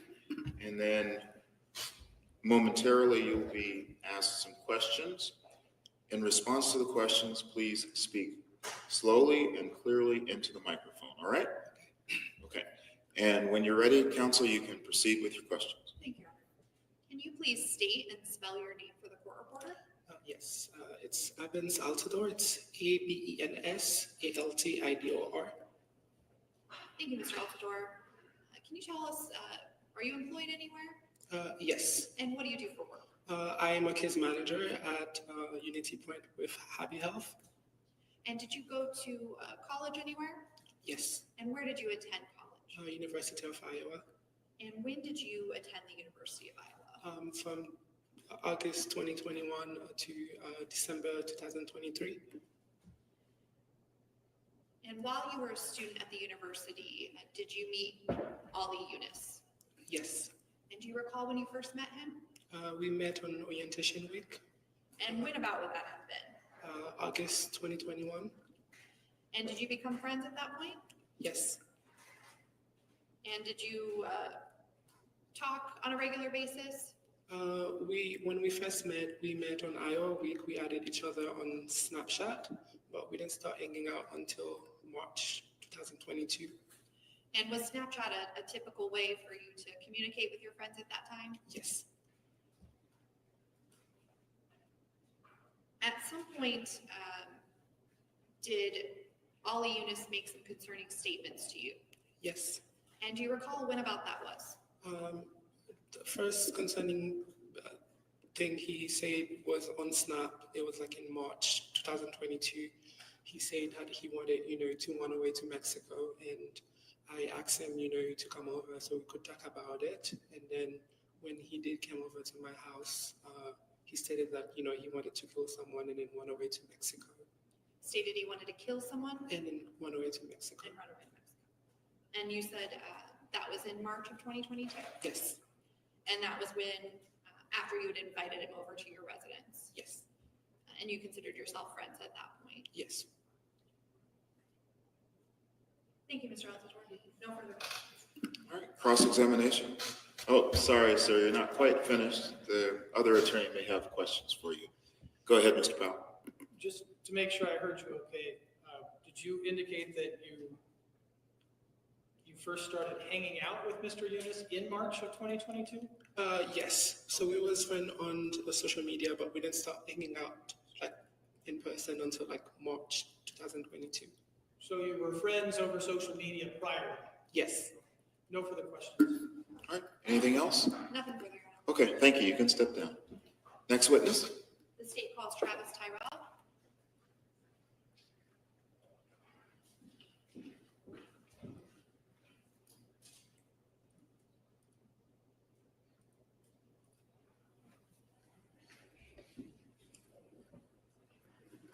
All right, come on up to the witness stand. It is to my left. If you could please raise your right hand. Do you solemnly swear or affirm that the testimony you give will be true? I do. Okay, please have a seat. And then once you're seated, you'll be asked some questions. Please speak slowly and clearly into the microphone in response to the questions. All right, go ahead, counsel. Thank you. Can you please state and spell your name for the court reporter? Yes, Travis Tyrell. It's Travis Tyrrell. And where are you employed? I'm a police officer with the University of Iowa Police Department. And what's your position at the University of Iowa Police Department? I'm a lieutenant in charge of the investigations division currently. And can you describe your education and training for that position? Yes, I graduated from the Iowa Law Enforcement Academy in April of 2010. Since then, attended several in-service trainings and investigative specific trainings, including interview and interrogations, crime scene processing, and supervisory schools. And did you work anywhere before the University of Iowa Police Department? Not as a police officer, no. In April of 2022, were you employed at the University of Iowa Police Department? Yes. And what position did you hold at that time? I was an interim supervisor for the investigations division at that time. And what are some of the duties that you did in that role? I was still a part of a drug task force, so I managed some casework as a narcotics officer, as well as taking on other criminal cases with the University of Iowa.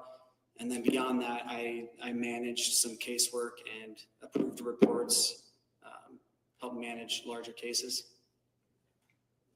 In April 25th of 2022, were you made aware of an incident on the campus near our Building West? I was. And can you just tell us what your first involvement was in that case? Yes, it was around 3 in the morning on the 26th, the following morning, that I became aware of the situation that occurred. I received an email that had some intel bulletin attached to it that I received from Officer Ian Mallory. And I also had a telephone conversation with the on-duty patrol supervisor, Sergeant Carlson at the time. He's a lieutenant now. And is that typical in an investigation to start with gathering information from patrol officers? Yes, I came in then to work and began gathering information. And what did you do after you gathered that initial information? I believe I arrived at the police department around 4 in the morning, gathered information from the patrol officers who responded to the scene initially. I gathered information from the sergeant who was on duty, brought all that information together, and then began relaying that information to the other detectives who were then coming into work to assist with the case. And what did you do next? We reviewed some security footage that was already gathered the night before, and in that footage there was a subject of interest that was identified based on the descriptors that was received at the time of the suspect. We had a pretty clear possible identity of the person who did that crime. And who was that? Ali Younes. And once you had developed the defendant as a suspect, what did you do after that? We identified the location that he was staying in, a dorm room at Birch Hall. And did you locate Mr. Younes at the Birch Hall residence? No, we did not. He was not home at that time. So we secured that room, rekeyed it so that we were the only ones who had access to it for a subsequent search warrant. And were you able to determine where Mr. Younes might be?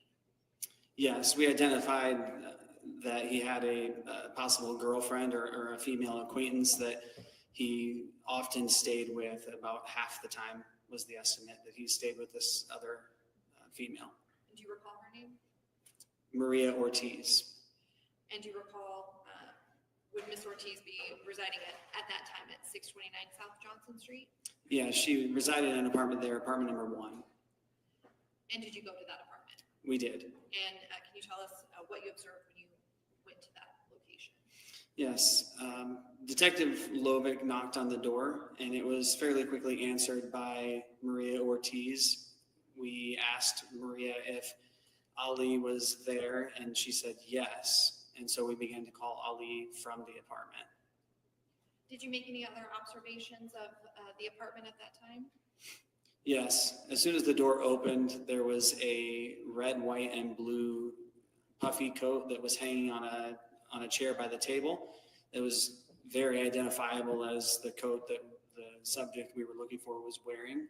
And there was also a pair of Nike shoes on the floor directly inside the door that were very close or identical to the ones that the subject was seen in camera wearing. And that was the surveillance camera that you testified you reviewed? Yes.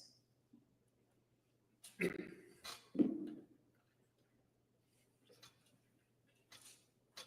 I approach you? Yes. Lieutenant, I'm going to hand you what's been marked for identification as State's Exhibit 20. Do you recognize that? Yes. And what does that State's Exhibit 20 appear to be? This is a screen grab from a body camera that I was wearing at the time that shows the door halfway open with the suspect's coat hanging inside the door. And you mentioned wearing body camera. Does that record throughout the entirety of your interaction with the defendant? Yes. And have you had a chance to review that body cam footage? Yes. Was that a fair and accurate depiction of the events that you recall from that day? Yes. Your Honor, at this time, the state moves to admit State's Exhibit 20. Any objection? No objection. Exhibit 20 is admitted, and you can publish when ready. Thank you.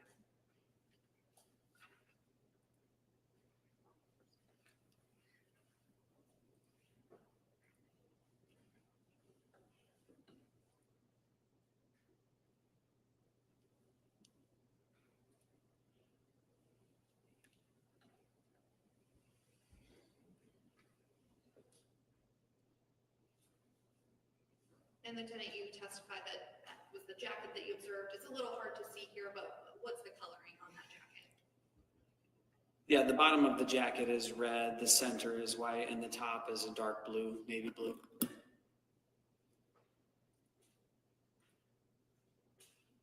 And what happened after you located Mr. Younes in that apartment? We detained him and placed him into an Iowa City squad car to be transported back to our police department where he could be interviewed. And then we secured the residence for a subsequent search warrant. And what was your next step after that? I waited for Detective Cooper to receive that search warrant, and then myself and an Iowa City officer executed the search warrant within the residence and conducted our search.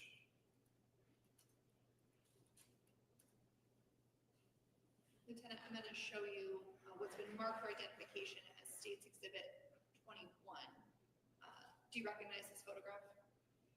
Yes, And can you tell us again what State's Exhibit 21 is? that's Ali Younes at the time that we made contact with him wearing a yellow Iowa shirt. And again, a fair and accurate depiction of Mr. Younes at the time of your first contact with him. Yes. Your Honor, this time I would move to admit State's Exhibit 21. Any objection? No objection. Exhibit 21 is admitted. Lieutenant, can you tell us, are you able to tell at all when you first met Mr. Younes about how tall he was? I would have estimated him to be about the same height as myself, roughly 5'9", 5'10". And can you describe his build? He was muscular built. I do remember at some point placing hands on him, on his arms, and feeling his muscles. He was very tense, but very, I would say, stout. And you testified that after you received the search warrant, then you began a search of the residence at 629 South Johnson. Yes. Did you find, what items were you looking for and did you collect at that time? We were looking for anything that would connect Ali Younes or the suspect to that crime, including clothing items, the earrings that were missing from the victim, Ms. Rizzo. We were looking for cellular devices, and then anything else that we could find that was of value to our investigation. Were you able to locate the defendant's cell phone? Yes. And did you collect that item for further testing? Yes, we found that just inside the bedroom, to the left of the entry to the bedroom door. And you mentioned the earrings that Ms. Rizzo was wearing. How did you come to determine that the earrings were in that residence? While we were conducting our search, I received information from the investigators at the police department that Ali Younes had told them where the earrings were and that I would find them in the bathroom in the center of the medicine cabinet on the wall. And did you go to that location? I did, and inside there, I was told to look inside a floss container, inside the lid of a floss container, and when I opened up the floss container in that cabinet, I found the earrings. And I'm going to show you, Lieutenant,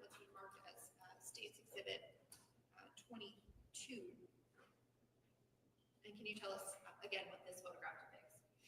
That's me holding the floss container, and you can see the diamond earrings in the center of it, sitting inside the container. Your Honor, at this time I would move to admit State's Exhibit 22. Any objection? No objection. Exhibit 22 is admitted. And were you able to confirm that those were the earrings that belonged to Ms. Rizzo? Detectives Cooper and Lovick eventually were able to identify those by some clear identifiable markings that were on those. Thank you, Lieutenant. I have no further questions. Cross-examination?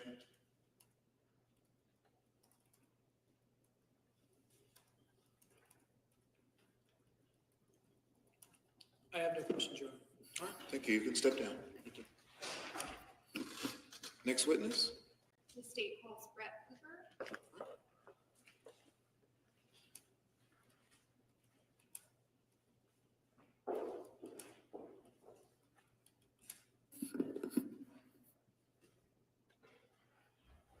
All right, come on in.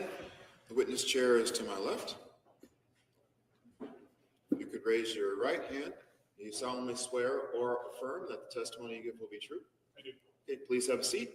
And then once you're seated, you'll be asked some questions. Please speak slowly and clearly into the microphone in response. Okay. Go ahead, counsel, when you're ready. Thank you. Can you please state and spell your name for the court reporter? Yeah, my first name is Brett, B-R-E-T-T.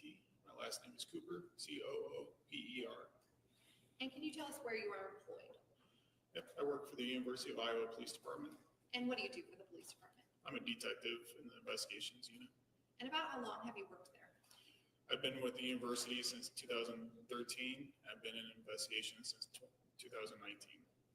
And can you describe your education and training for that position? I graduated from Kirkwood Community College in December of 2012. And then I began my law enforcement career with the University Heights Police Department as a reserve police officer in 2011 until 2013. And in April of 2022, were you a detective then as well? I was. On April 25th of 2022, were you made aware of an incident on campus at the Art Building West? I was made aware April 26th of the incident that occurred on April 25th. And can you just tell us how you began the investigation, or what you started with? Yep. So I was notified that morning from my supervisor that there's an incident that occurred, and so I came into work early that morning, and then I was briefed by my supervisor and the responding officer as well. And after you kind of gathered that information, what did you do next? I then contacted the victim in the incident, and she agreed to meet with me at her residence. And did you meet with Ms. Rizzo? I did. And as you began to gather that information, were you able to develop a suspect in the case at that point? We were. And was that the defendant, Ali Younes? It was. Once you met with Ms. Rizzo and began to develop the defendant as a suspect, what was your next step? At that point, other detectives went to the defendant's residence as I was working on getting search warrants for the residence and for his DNA, his clothing, his phone, things like that. And did you continue to provide updates and information to the other officers who were working in other areas of the investigation? I did. We were in contact with each other. Was the defendant then eventually arrested? Initially, he was detained, taken to our department, and then after the interview with one of the other detectives, at that point, he was arrested, yes. And were you made aware that the defendant at some point made or posted bond in the case that he was charged with? I was. Yeah. At some point, were you made aware that the defendant was on a GPS ankle monitor? I was. And in May of 2023, do you recall what happened with the defendant on his GPS ankle monitor? Yep. I was notified that he had cut his ankle monitor and ultimately fled the country. And were you involved in that investigation as well? I was. And where did the defendant flee to? The Kingdom of Jordan. And were you made aware then, Detective Cooper, at some point when the defendant returned to the United States? I was. And do you recall what date or around what date he returned? I don't recall the date specifically off the top of my head. I remember it was in September. And what year would 24. that have been? I'm sorry, what year was that? 2024. And in September of 2024, did you have the occasion to conduct an interview with the defendant? I did. And where was that interview conducted at? I was at Johnson County Jail.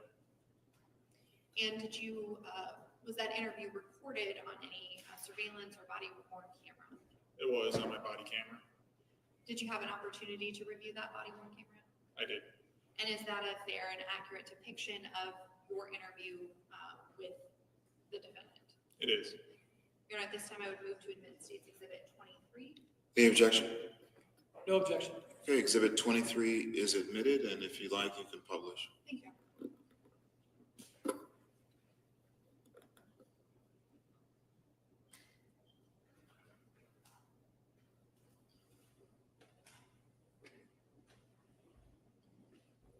Before we start the video, Detective Cooper, does this appear to be the angle that your body camera captured at the jail in September of 2024?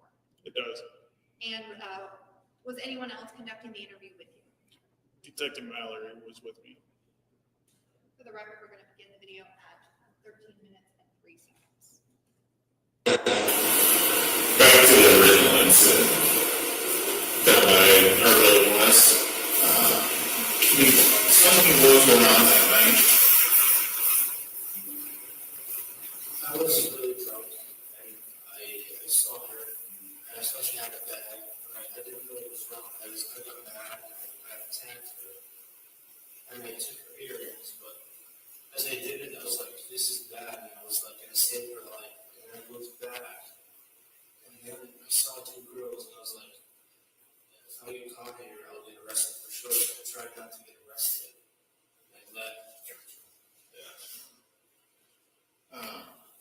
So, you said you attacked her. What was going through your mind at that point? Nothing, man. I was really high. I couldn't even think. I just got pissed and I thought she had a lot of money. Okay. And so that was the only reason why you attacked her, since you thought she had money in her purse. Okay. And so, before you don't do anything else? No. Like, I didn't assault her. I didn't touch her clothes. I checked. I wasn't in it for sex or anything like that. I just wanted the money. I had a girlfriend. Yeah.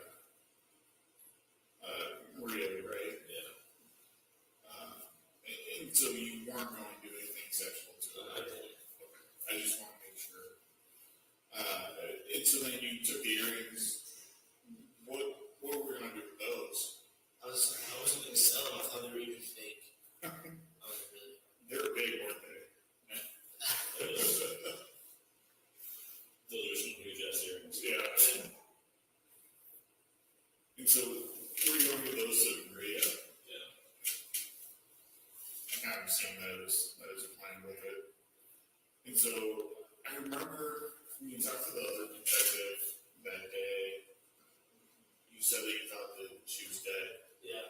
Did you think you killed her? So you thought you killed her? No, I didn't think she was 100% dead. I just knew she was like not awake for sure. So, and I was trying to resuscitate her, like give her CPR, but I wasn't trying to breathe her in her mouth. I wanted to just like see if she could breathe again, because I was like, what have I just done? And so, she wasn't breathing at all at that point? I wasn't sure, but I thought she could have even faked it, because when she stopped like moving, she kind of moved her arms slowly, and I thought it was a little unnatural, so I thought she could have been like, on purpose to make me stop, but as I realized I was doing it, I stopped. Yeah. I know, like, sometimes when people are I stated where they're losing blood flow in their way. Yeah. And sometimes they're not even involuntary movement, so I'm guessing that's probably what was going on with her. I think so. I felt really bad. I was going to call the cops for real, but I figured they'd instantly arrest me, and I wanted to escape, but I didn't even try to leave the country. I knew I was going to get arrested the next day. So I spent one more night with Maria before I went to jail. Yeah. And then, if I remember right, you saw the hawker there then that morning when you woke up. Even at night, Maria told me there was a dude with a white, blue, and a black jacket locked, and I was like, not me. Did she say anything to you about it? Yeah, she asked me. I was like, not me, Maria. Did she believe you? I think she believed me, but it was suspicious. Yeah. Is that all you said to her? Was that it wasn't you? Yeah, it was just like, I don't know who did it. This is the shaggy defense. It was like, yeah, I told her it wasn't you. Ali, did you put your hands around that lady's neck? Yeah, I did.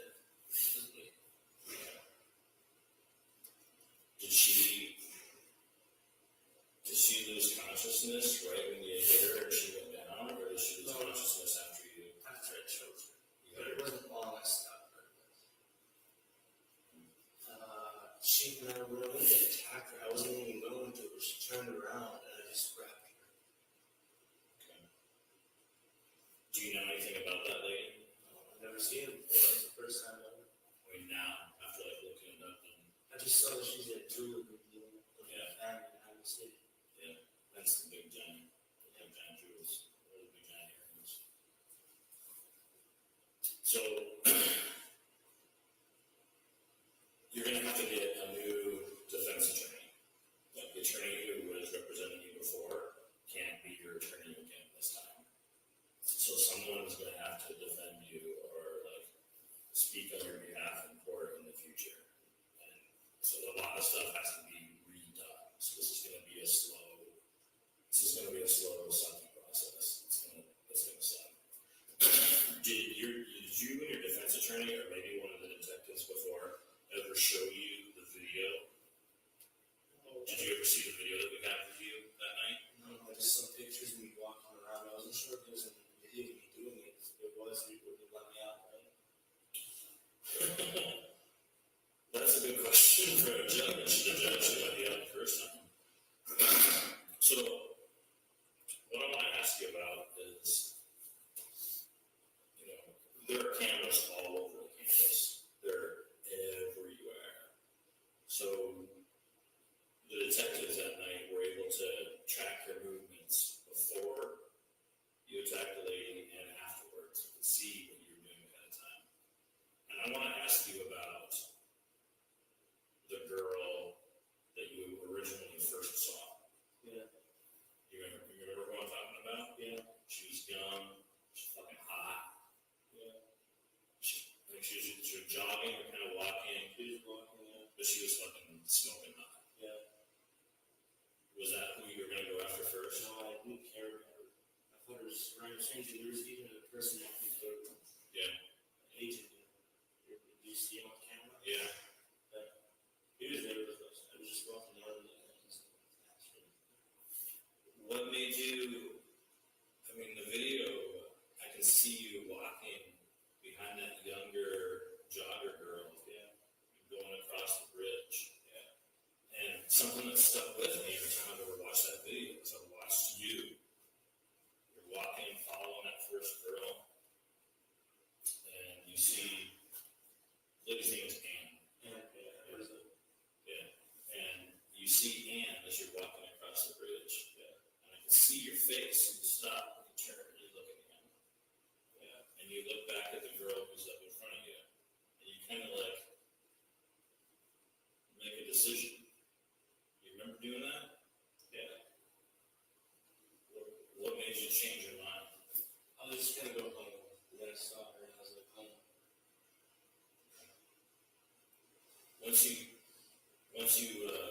Once you changed your mind and you went after Anne, did you realize she was as old as she was? No, I thought she was like 40 40s, but when I saw her video on the internet, I figured she's older because there's some big wrinkles in her face. Yeah. That night, did you think she was a college kid? You knew she was an adult? Yeah, but I thought she could have been a professional in the art building, but it was closed. That's a good point, yeah. I figured she was just somebody from college leaving to go to the car. Yeah. The reason why that particular moment in time bothers me is because it feels like you're changing your mind. It feels like you were gonna do something or go after the younger girl, and then you change your mind and decide to go after the older one. Whether you knew that she was older or not, or whatever. I mean, you got the young, super hot smoking girl in front of you, and then you got this lady who you end up passing by and turn around and go after her. That's something that sticks with me. Ever since I saw that video, that's something that just like really resonates in my head. And I was just hoping I could use this opportunity for you to explain to me what was going on in your head at that moment. It was like I was just gonna smoke weed back in the other side. Yeah. And I was gonna go home because I usually take some time to take a trip and walk around the forest because I like trees and nature. Anyway, I was gonna go home to my room in Birch Hill. Yeah. With my roommate from Camden or something. Yeah. And I went there. I was going. And I saw her and I was like, I best take some money. But I wasn't gonna hurt her. I was just gonna snatch her bag. She was running. So I was really suspicious, but I just kept going. I was gonna take her bag. I looked into it, but I found no money and I left. But I found the earrings were like $20. I would be just nice to, keep or give to a ring. Yeah. So I did.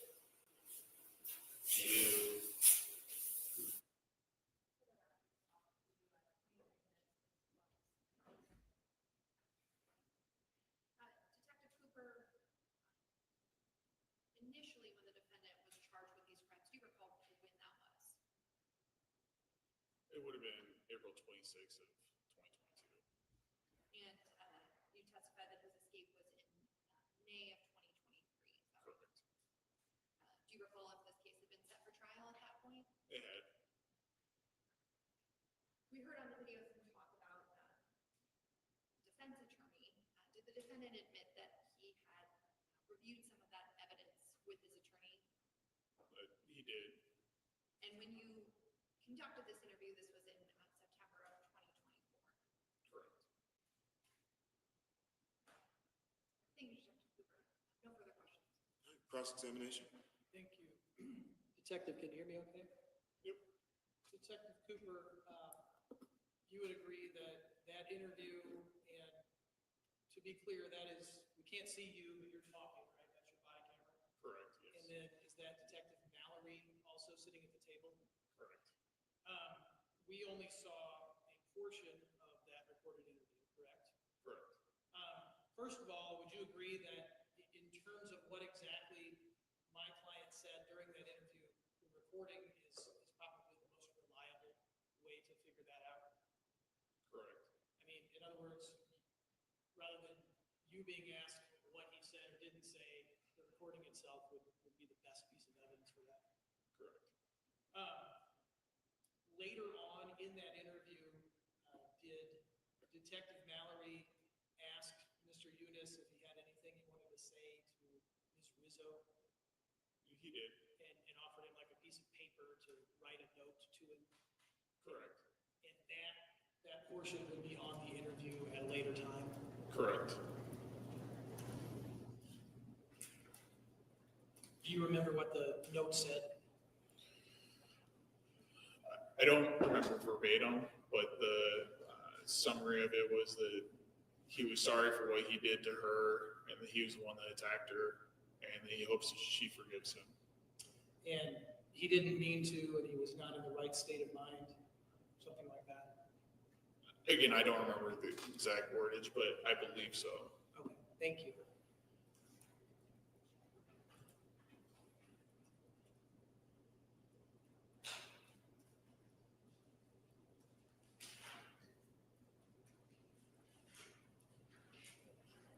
I don't have any further questions. Thanks. All right, any redirect? No, Your Honor, thank you. All right, thank you. You can step down.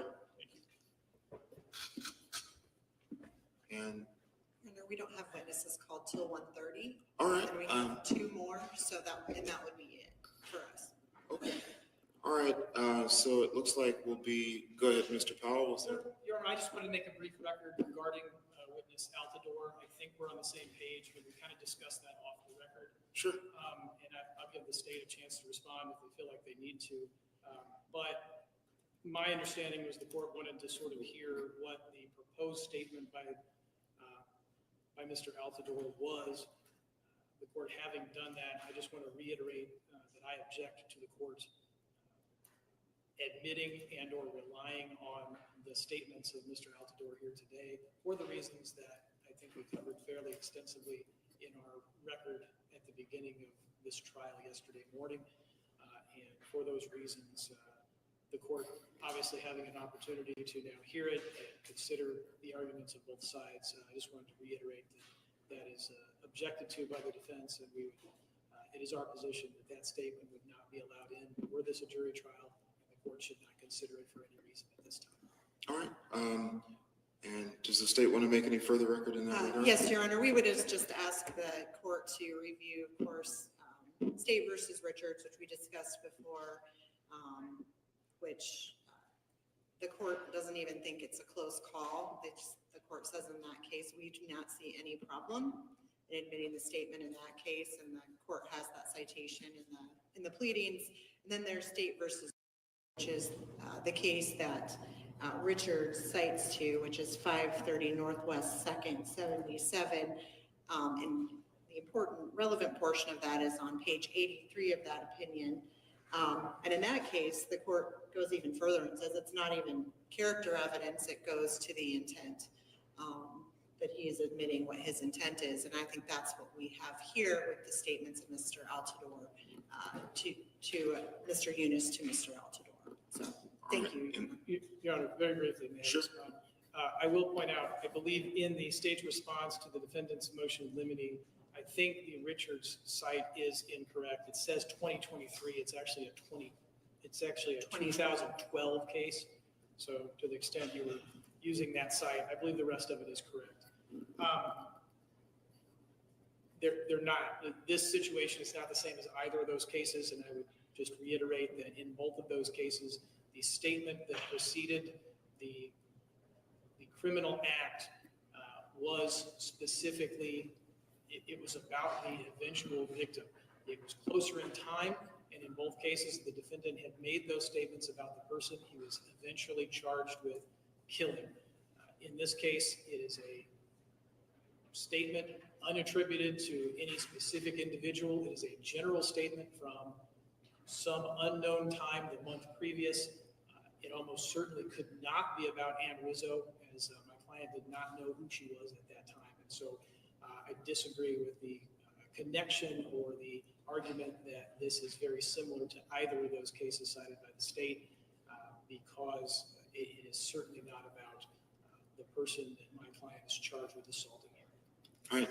And Ms. Zimmerman, you look like you want to say something else. Yeah, Go ahead. I would just say that in State versus White, it is specifically not about the victim, but about the gun that the defendant is referring to. So it has nothing to do with the victim, and that is not a domestic case. So the relationship is not important. All right. And so I'm just going to take this opportunity, since this is actually the first time we have discussed this in detail on the record, although I know that you have information in your pleadings that talk about this. The particular statement that we are now litigating is the statement from Mr. Altador that at some point in time, the defendant said that he wanted to kill someone and run away to Mexico. And my understanding is that the state wants me to consider that statement as it relates to the defendant's intent, and the defense does not want me to consider that statement for that purpose or anything else related to the trial. So just so I'm stating the parties' positions correctly. That is correct, Your Honor. We believe that that would be qualify as a prior bad act statement rather than a statement of intent as to what happened on April 25th. All right. Anything else? Yes, we obviously think it's a statement of his intent and an indication of his state of mind shortly before he committed these acts. Okay. All right. Thank you, folks. So we'll see you after lunch. We will reconvene at 1:30 and we'll be in recess until then. We'll see you at 1:30. Thank you. So guys, we got 2 more witnesses, and of course we got TiVo time, so we are going to fast forward through this portion and get to the state's last 2 witnesses, from my understanding.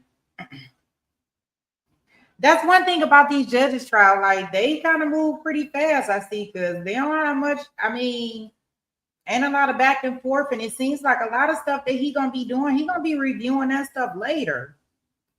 Like, I think that video and stuff like that, they're going to be pretty much reviewing that later. So,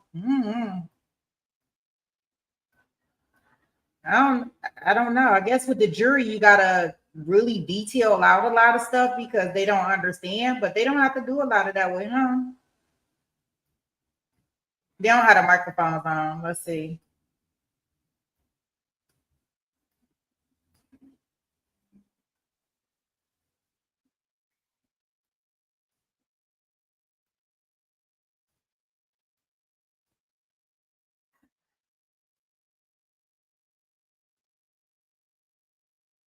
Okay, I got us right back up there.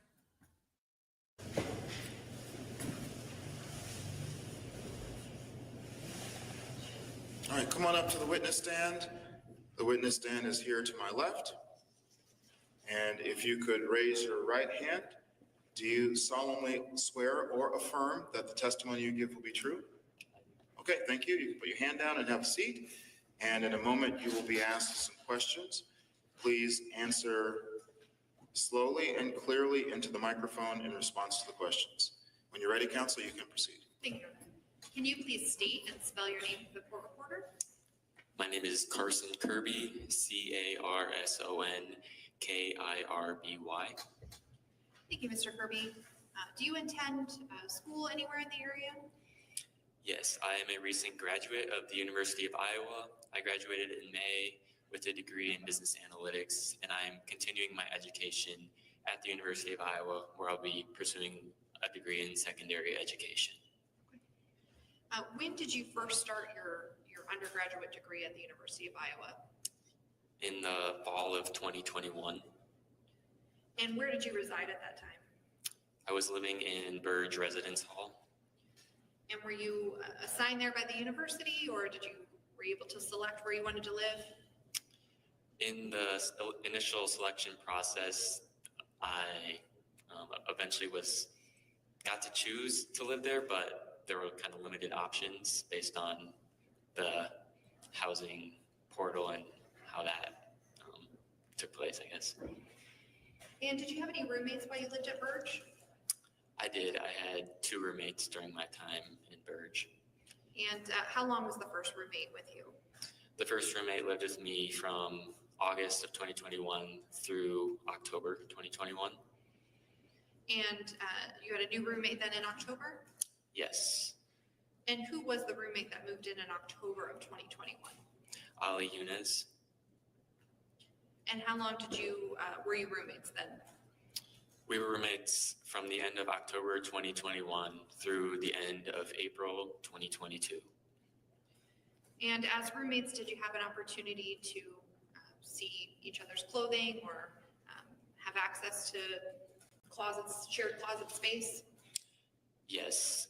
The layout of the dorm room was very open, so there wasn't really closet space. Essentially, everyone's clothes was just out in the open. And do you recall ever seeing Ali Younes with a particular puffer coat? I do. I remember seeing the red, white, and blue puffer coat in our room. And would that be something that you would see Mr. Younes wear regularly? Yes. Mr. Kirby, in April 25th of 2022, were you still living in Burge? Yes. And Mr. Younes was still your roommate at that time? Yes.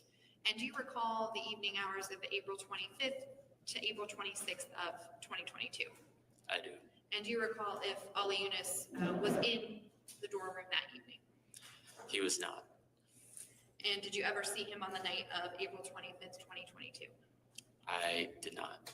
And did you remain in your room for that entirety of that evening? Yes. And at some point on the 25th into the 26th, did you receive a hawk alert? Yes, I did. And were you signed up to receive those on a regular basis? I was. And did anything about the hawk alert draw your attention? Yes, when I received the hawk alert, I read it in the morning of April 26th, and it was kind of a normal occurrence to receive these. I noticed that the hawk alert essentially read that there was an incident that occurred on the west side of campus, and the suspect had a red and white puffer jacket, which to me is similar to the jacket that I recognized Ali had. And did you ever see any photographs along with that hawk alert of surveillance photos? Yes. And were you able to identify the individual in those surveillance photos? Yes. And who was that individual? I identified it as Ali Younes. And you were able to recognize, or were you able to recognize both the jacket and the individual's face? Yes. Thank you, Mr. Kirby. I have no further questions, Your Honor. Cross-examination? No questions, Your Honor. All right, thank you. You can step down from the stand. Next witness? The state calls Katie Rasmussen.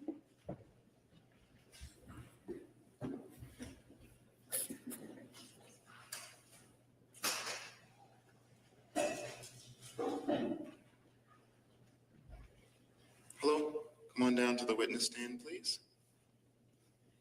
If you could raise your right hand, do you solemnly swear or affirm that the testimony you give will be true?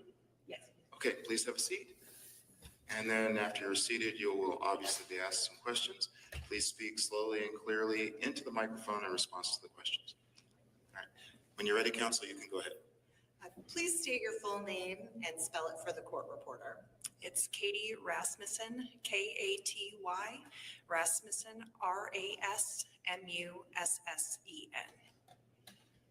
And Ms. Rasmussen, where are you employed? Currently, my primary position is as the coordinator for the Johnson County Sexual Assault Response Team. I also work as a staff nurse in the surgical neuro-intensive care for the University of Iowa. And I also work at the Child Protection Center in Hiawatha as a pediatric sexual assault nurse. So you have 3 places of employment? Yes, I do. I'm going to show you what's been marked State's Exhibit 24.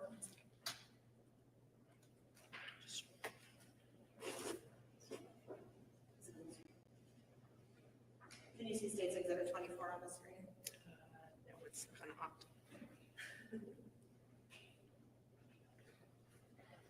Now I can. Do you recognize that document? Yes, I do. And what is that? That is my curriculum vitae. And is it up to date as of today? Yes. Your Honor, the state would move to admit State's Exhibit 24. Any objection? No objection.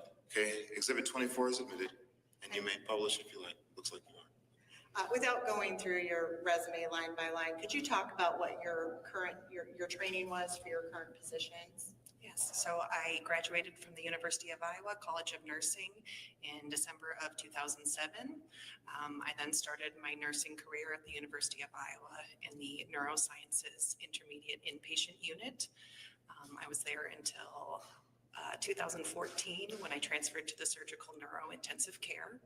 I then did my training to become a sexual assault nurse in 2017 and started working as a sexual assault nurse after that. I did training to become, strangulation training in 2021 with the Training Institute on Strangulation Prevention. I took their advanced course, and then I did an expert course in 2023, and I did my training to become a pediatric sexual assault nurse in September of 2024. And so you say you're a SANE sexual assault nurse examiner. What is that?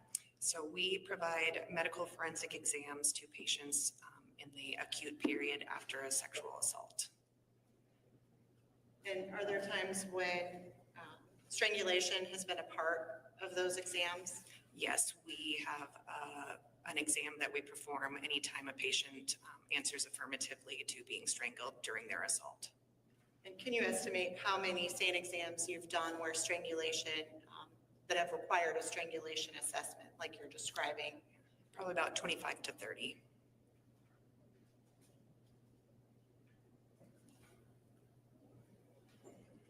And I'm going to show you what's marked State's Exhibit 25.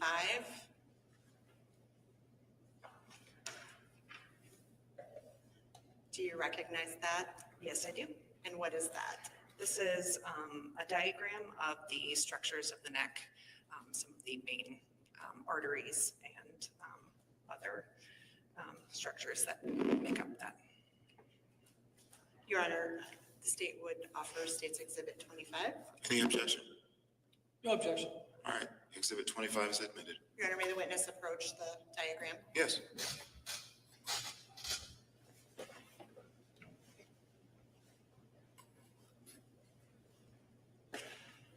Ms. Rasmussen, could you point out the anatomy there and explain to us what happens when somebody is strangled? And I would maybe stand on the other side so Judge McKeever can see you. So the blue lines here on both sides, that is the jugular vein, and that is the main vessel that takes unoxygenated blood from the brain back down to the lungs and the heart. The red lines here are the carotid arteries, which take fresh oxygenated blood from the heart and lungs up to the brain. Tree here at the top is a hyoid bone that kind of helps with the structure of the upper airway. Also helps with tongue motion. Number 4 is the cricum cartilage, which is part of the larynx, commonly referred to as the voice box. 5 there, sorry, 4 is the thyroid cartilage, 5 is the cricoid cartilage, excuse me, and then 6 is the tracheal rings, which make up the airway or the trachea. And when somebody is strangled based on your training and experience, what happens to that anatomy? So when pressure is applied to the neck, it can do a few different things. One, it can put pressure on that trachea, that airway. It's kind of made of a firm rubbery tissue, so it can be easily compressed. So when pressure is applied to the front, it can collapse that airway so that the person is not able to bring in fresh oxygen or exhale that carbon dioxide. If pressure is applied to more the front kind of area, you can get, sorry on the sides there, pressure to the carotid arteries. And as I said, that brings fresh oxygenated blood from the heart and lungs to the brain. And when pressure is applied there, it can cut off that blood flow, and that prevents that blood from going up to the brain. And the brain tissue is very sensitive to oxygen deprivation. So within mere seconds, brain cells can begin to die without that oxygen and blood flow. And if we apply pressure to the jugular veins, that can stop the unoxygenated blood coming from the brain back down to the lungs. And either all 3 can be compressed or a combination of things can be compressed. If the jugular veins are compressed and the carotid arteries are still open, then the oxygenated blood is still going up to the brain, but that unoxygenated blood cannot flow back down. So it kind of creates a pressure like a balloon on the end of a hose, so that as the blood flow keeps going from the carotids, it doesn't have anywhere to go, and so the vessels will kind of expand and eventually can burst. Or if you have pressure to both, it will just completely stop that blood flow from going from the heart to the brain and from the brain back to the lungs and heart. You can have a seat.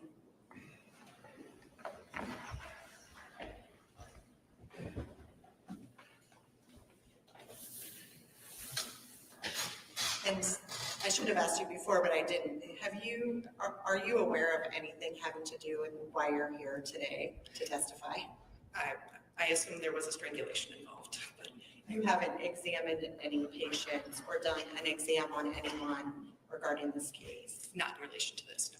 And you've never met somebody named Ann Rizzo? No. And you were talking about the blood vessels bursting, those kinds of things. Why is strangulation so dangerous? As I said, the brain is very sensitive to a lack of oxygen. It is the organ of the body that is most sensitive to a lack of oxygen. So within seconds, brain cells can begin to die if they don't have that continuous flow of oxygen.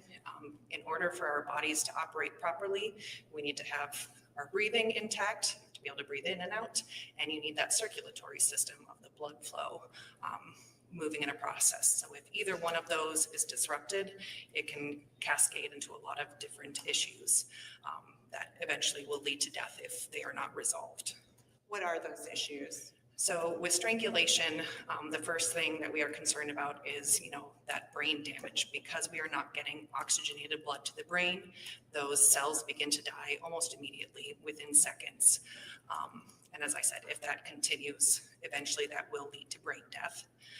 When respiration ceases, whether that's due to lack of blood flow to the brain that innervates, that causes us to breathe without having to think about it, that will lead to cardiac issues where the heart may stop working.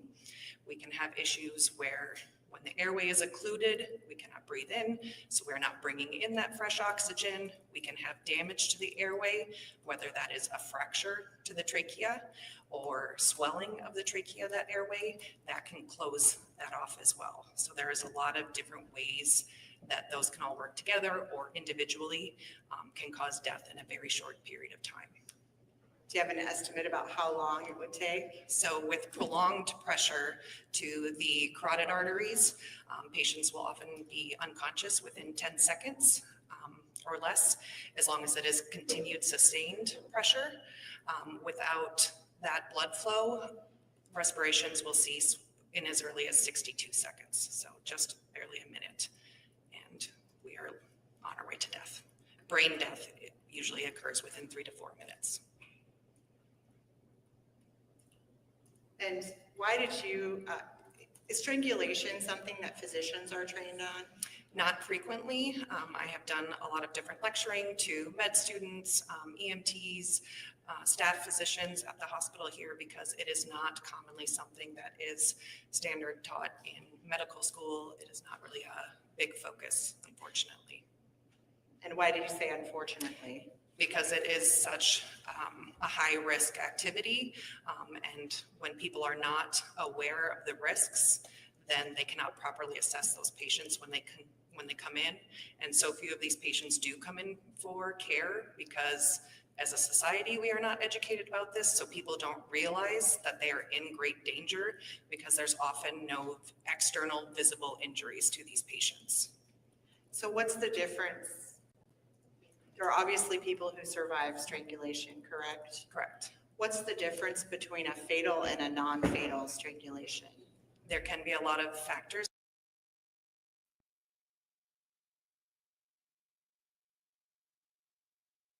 I don't know what happened. Let me see. You just cut her off. It rewinded. Let's see. Yes. Your Honor, the state would.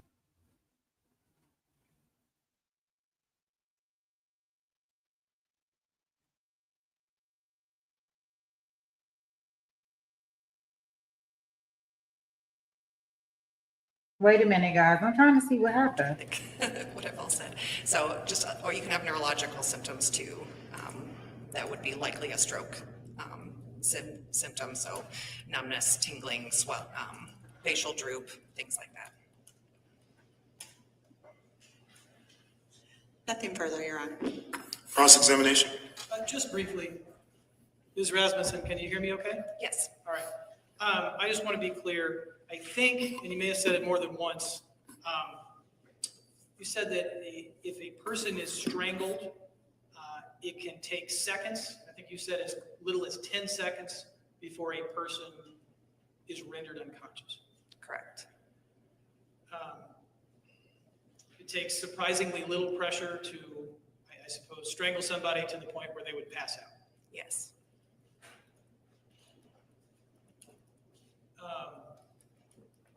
One of the symptoms of having been strangled or particularly if it's to the point of unconsciousness, is that the person has difficulty remembering exactly what happened. It can be. And that could even exist, after the person has woken up and come around, they still might not have an accurate memory of what happened when they were being strangled or before that. Correct.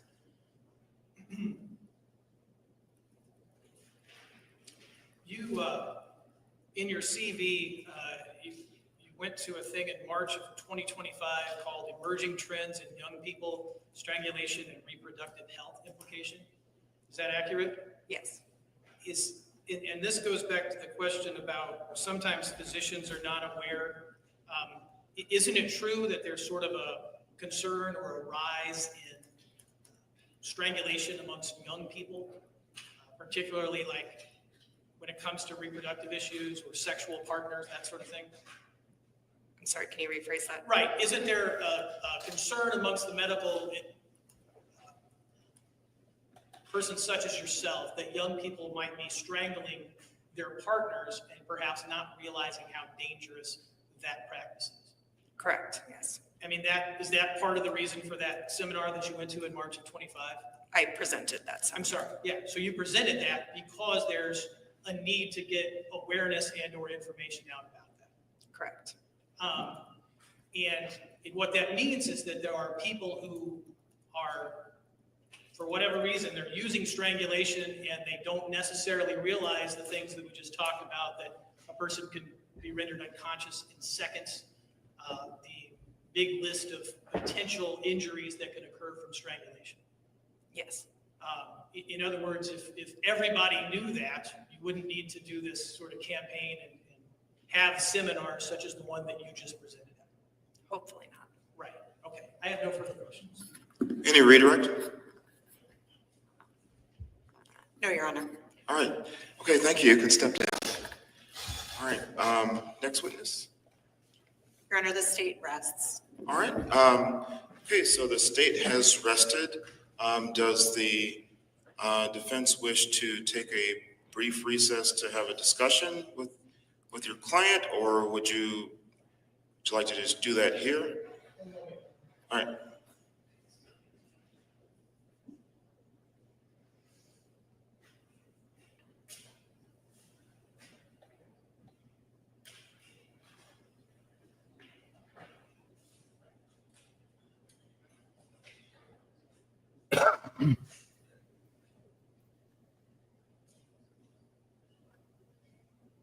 Excuse me. Your Honor, I don't believe we need a recess. I think we are prepared to make record on that issue at this time. All right, go ahead whenever you're ready, Mr. Powell. Your Honor, the state having rested, and I will also say this, I will, for the record, make a motion for a directed verdict of acquittal. I feel that since we are submitting this to the court, and the court will be looking at all of the evidence under a different standard as well, I will not elaborate that and perhaps mention it in the written briefs. I would just like the record to reflect that this would be the point in time where I would make such a motion. Obviously, the context is different since we're submitting this case ultimately to Your Honor. At this point, Your Honor, we do not intend to offer any evidence or witnesses. I have spoken about this extensively with my client, and I believe that it is his decision to not testify on his own behalf, and that he has had adequate time and information given to him to help him make a voluntary decision in that regard. All right, thank you, Mr. Powell. And then, Mr. Younes, I'm going to address you directly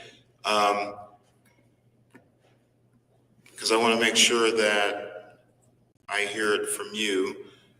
So, do you understand whose decision it is to testify or not testify? Yes, I do, Your Honor. And whose decision is it? My decision. Okay, and I just want to make sure that's clear. I know you've talked to your lawyer, but given the fact that it's your decision, the state can't tell you that you may or may not, even I can't, your lawyer can't. It's your choice. What is your decision today? I will not be testifying. All right, and that is your right, and I just wanted to make sure that I heard it from you because it's my job among other things, to make sure that people understand their rights and that those rights are respected and observed as these proceedings are conducted. So, all right, with that, Mr. Powell, does the defense rest? Your Honor, the defense rests. Okay, all right, so both sides have rested. And since this is a bench trial, the attorneys have requested a briefing schedule. And so I will enumerate that schedule for the record at this time. So the state will have 3 weeks to prepare a written closing argument. It shall be filed no later than 3 weeks from today's date. And then Mr. Powell, the defense will have 2 weeks to respond to the filings made by the state, after which the state will have an opportunity to file a rebuttal argument. Ms. Zimmerman, I will give you 10 days to draft and file that argument. And then once the documents have been submitted to me for my consideration, I will take the matter under advisement and I will get it back on the calendar as soon as I can. All right. I do have copies of the exhibits, which I will take into my custody, and I will consider those exhibits as soon as I have the written documents that you're going to submit for closing arguments. Anything else on behalf of the state at this time? No, Your Honor. Anything else on behalf of the defense? No, Your Honor. And then just so the record's complete, my intention is to address the defense motion for directed verdict in the written ruling that I am going to provide once I complete the written ruling. All right? Yes, sir. Okay. All right. With that, we are adjourned. Thank you.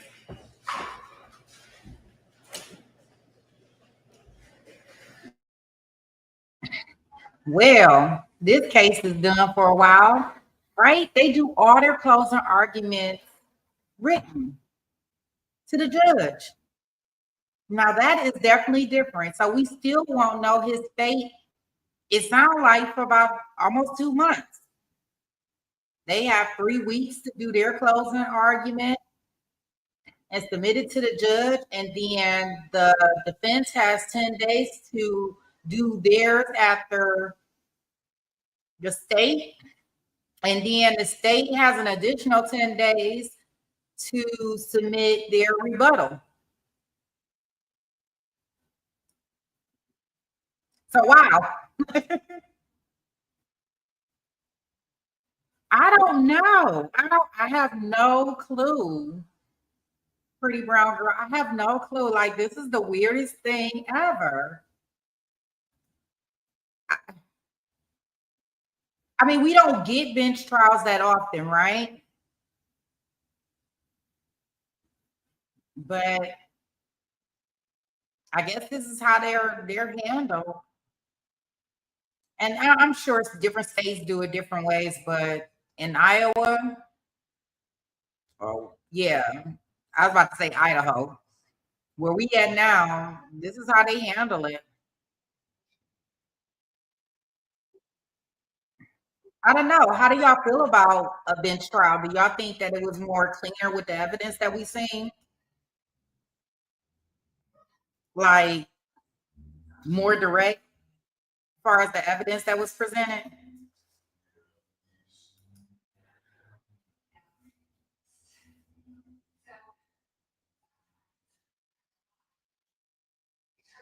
Yeah. Benny says, I'm now there. There sure is a delay. Yeah, it is a delay. Yeah, so that was quick, short, and to the point. That only took us what? It was a 2-day trial. They said 3 days. It happened in 2. A pretty brown girl says it definitely felt more direct and straight to the point, right? I think the whole time that we heard in the 2 days, we only got one objection. Yeah, the witnesses came fast. And the defense didn't really cross-examine anybody. And he said, I'll find out why, though. We need to know, right? Yeah, we'll find out. I'll put it on my list. I'm pretty sure they'll let us know when the verdict is in for this one. Yeah, because they'll announce the verdict some way, somehow, right? Yeah, so I'll keep it followed up. I'll put it in the little playlist on the channel. So whenever we do get that verdict, whenever it comes in, of course I'll bring it right to us first, right? We're gonna be the first ones to know, considering that we followed the trial, right? Yeah, interesting. I wonder what the defense in our Karina case is gonna show tomorrow. We gonna be with her all day. Y'all think, what if the defense come in and say they rest? Like that seems like that's the theme with a lot of these cases. First we had it in the Diddy case, then we have it in this case. Could Karina get up and say they rest? And if they're gonna call any witnesses, what witnesses do you think they will call? Any thoughts? Oh yeah. Yeah. You know, the judge said that the jury had a case by Friday, and he said after that it'd be up to them how long they deliberate and how long it's gonna be in their hands. So yeah, is she gonna testify? What could she testify to, Benny? What would you think that she would get up on the stand and say? What would you want to hear her say? Besides, she probably couldn't make it. Oh gosh, she's so dramatic. Really, you really want us to go through that?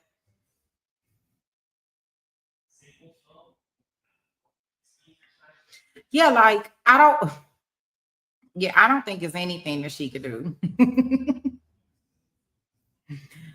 I don't think she can say anything.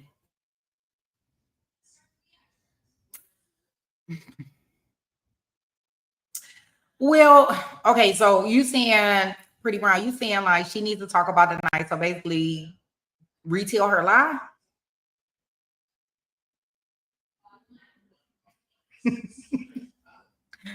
Like, you don't think the prosecution will eat her up on cross-examination? Oh gosh, she would be up there crying and stuff. We wouldn't get through her testimony. They'll be trying to break every 5 minutes. Yeah, she went down there and got us and took and did a statement. Yeah, they showed her interrogation video, I believe. Was it Monday?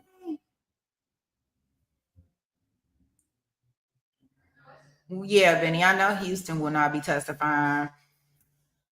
He has his court trial next month, and he ain't about to be playing around with them unless they give him some kind of immunity deal, right? Yeah, she did do a video when she right after Ryan. It was like right that morning, like about 5 hours later. And even at that time, they confronted her with Houston during that interview. I have to see. I'll get it queued up, and then tomorrow, like while we on break, since we don't have this trial to do, since we finish up with the Ali one, I'll get it and queue it up and have it ready. So when we go on break tomorrow, I'll have it and I can play it. Yeah, it's up to you. If not, then I'll pull it up. Just let me know in the morning when we get on, and I'll play it. But I'll queue it up just in case, because I could typically figure out in the video, because I probably didn't see something. So when I go back and look at the video, I know a point that I done said something or did something in the video to be able to get us right there faster, right? Yeah, so I don't know. Oh, Benny says Karina could get up there and say she loved her hubby. And this is so not her to do anything like this to Ryan. Blah, blah, blah, de blah, de blah, de blah, de blah. Oh, okay, Benny. Oh, well. I mean, I guess she could get up there and say how much she loved her husband and say that Houston was just infatuated with her and he wanted her all to himself. And yeah, I guess she could present that argument. Who knows? So let me ask you, what trial are we going to be doing for our replay game? Did y'all figure that out? Like, what are we going to watch? We got to find something to watch.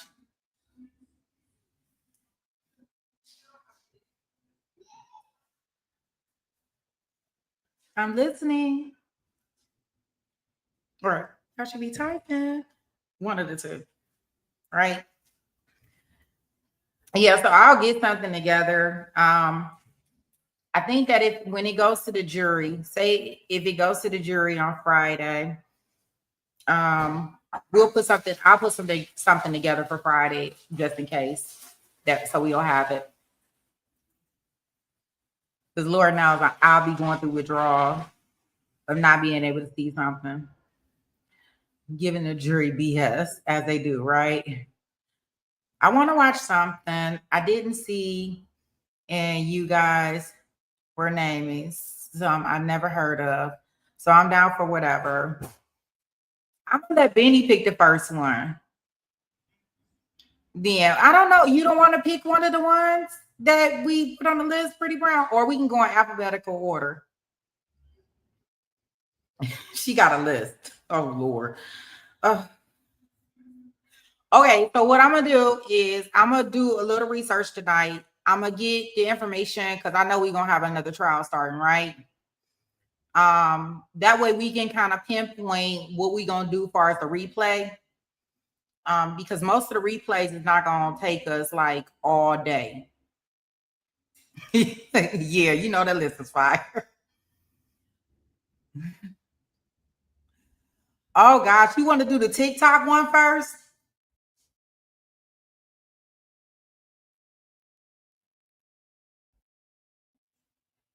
I call him the TikTok man. Oh, you want to do the TikTok one first? Okay. All right.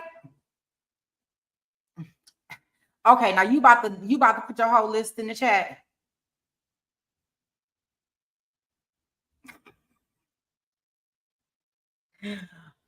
Oh gosh, here she go. Yeah, she about to put her whole list in the chat. All right. I don't know which one to do. I like them all.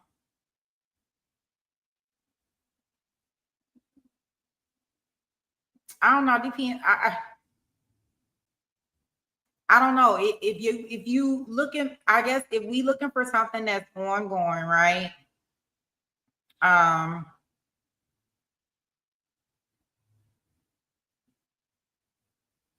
Girl, Cray Cray, Cray Cray. I can't do his hair now. He said Ali Baba Wow. We could do Ali TikTok. Okay.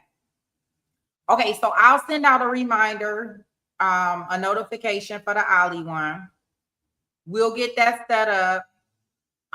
It'll probably be like Friday, and we'll probably do maybe Friday and Saturday, right? Because it shouldn't take us that long to get through that one because we can always not do the breaks and stuff because we'll have TiVo time, right? Because it's already pre-recorded. And the one good thing about that one, they actually had a special on it.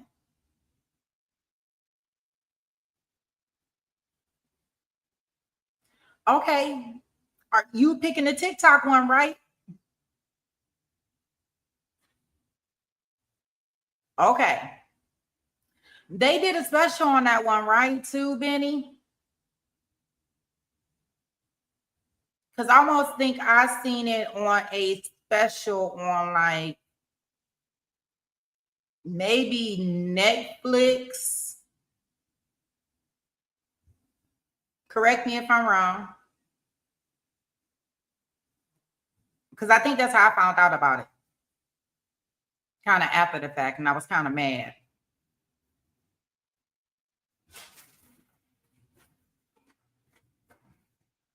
Nah, pretty brown girl. Nope, you can't watch the special.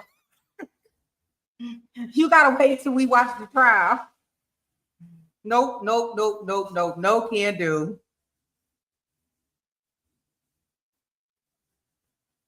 Nope, can't do.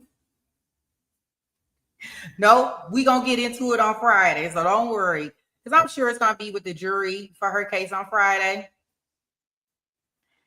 What'd you say? Sorry, say that again. Nope, she can't. The special, I'm almost sure it's on Netflix, right? Didn't they have a special on Netflix for it, Benny?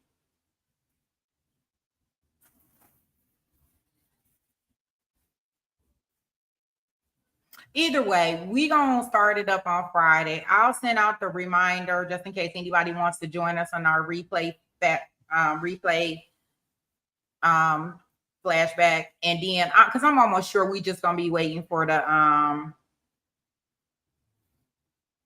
I was asking you for the TikTok murder trial.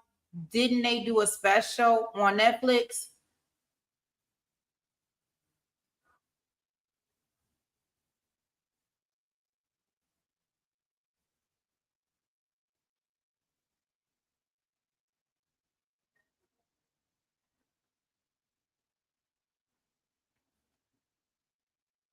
I'm almost sure it was Netflix.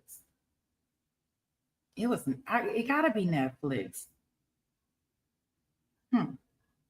Yeah, I'm sure it was Netflix because I don't think it was like. Yes, they did. Okay. I thought I was right in regards to that. Yeah, so I'll get that together. I'll send that out for Friday. I'll see how court goes tomorrow, and as long as it's in the jury hands, then we'll do that on Friday. Okay.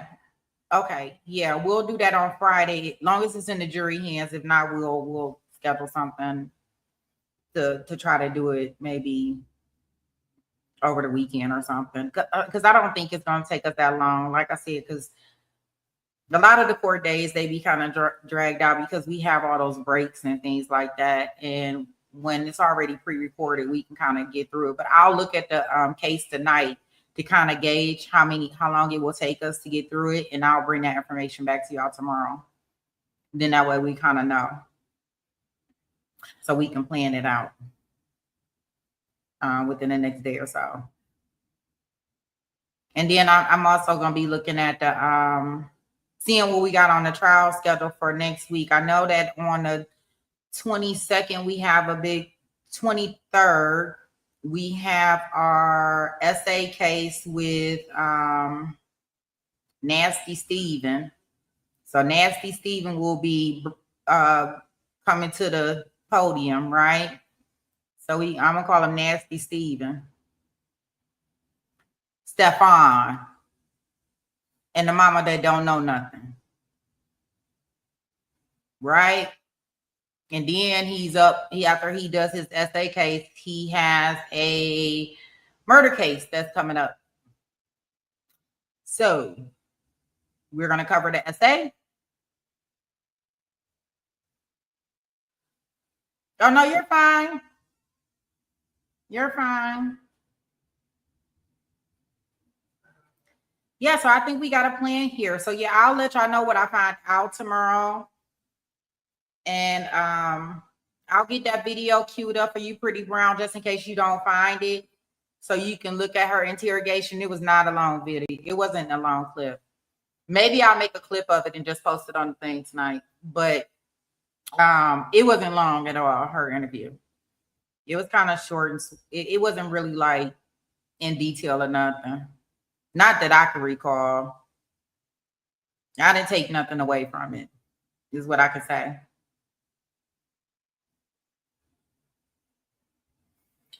Yeah, and other than that, let's see here. Yeah, so we did a lot today. We got through our bench trial today, right? The judge ran through the witnesses, right? We got to see his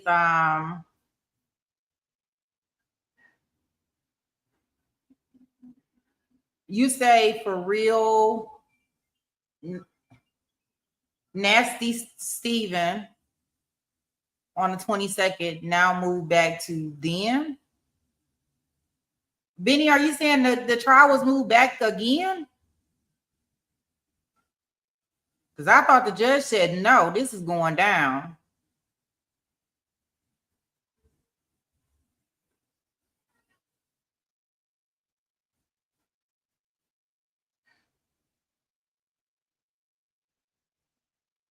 So, why? Oh, she looking forward to it. Okay. I was like, I know his trial is coming up. And then we're gonna do the second string for the Maddie. To go over all the documentation and look at all the evidence that they're going to be submitting, right? So we can finish refreshing. I'll probably do that. That'll probably be like a Sunday thing to keep that kind of like on that same track. And yeah, I mean, we covering it all, right? We were in 3 different places today. We seen the bench trial, we did Karina, and we also got to see the verdict in regards to, which some people will call a miscarriage of justice, with the Preppy Boy murder trial. I'm not sure if the prosecution is going to retry it since it was a mistrial. That's yet to be seen.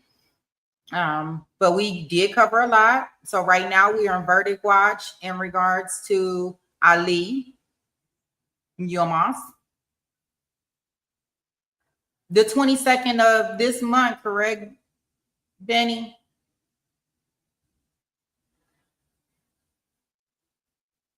Yeah, I think the 22nd is jury selection.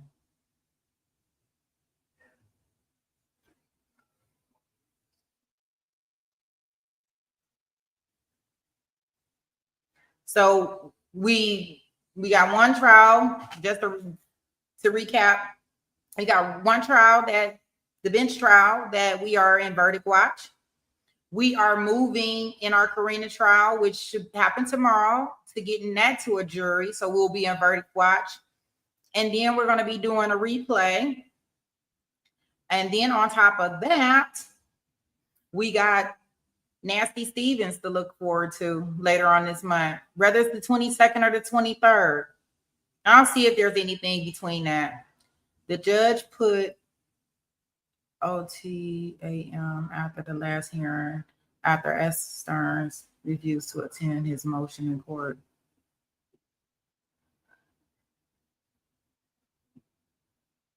Okay. Okay, yeah, that's what I thought, July 22nd. That's why I want to make sure we do everything with the Maddie stuff before the end, so we can all be up to date and refreshed in regards to what exactly is going on, and try to figure out why the mama ain't getting charged too. Because I'm still trying to figure out why she ain't being charged, but that's neither here nor there. You heard about that trial, Pretty Brown Girl? That case?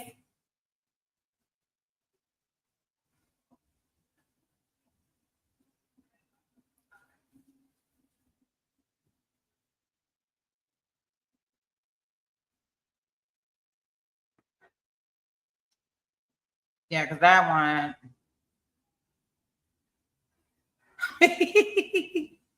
It's that you've been on it too long. No, so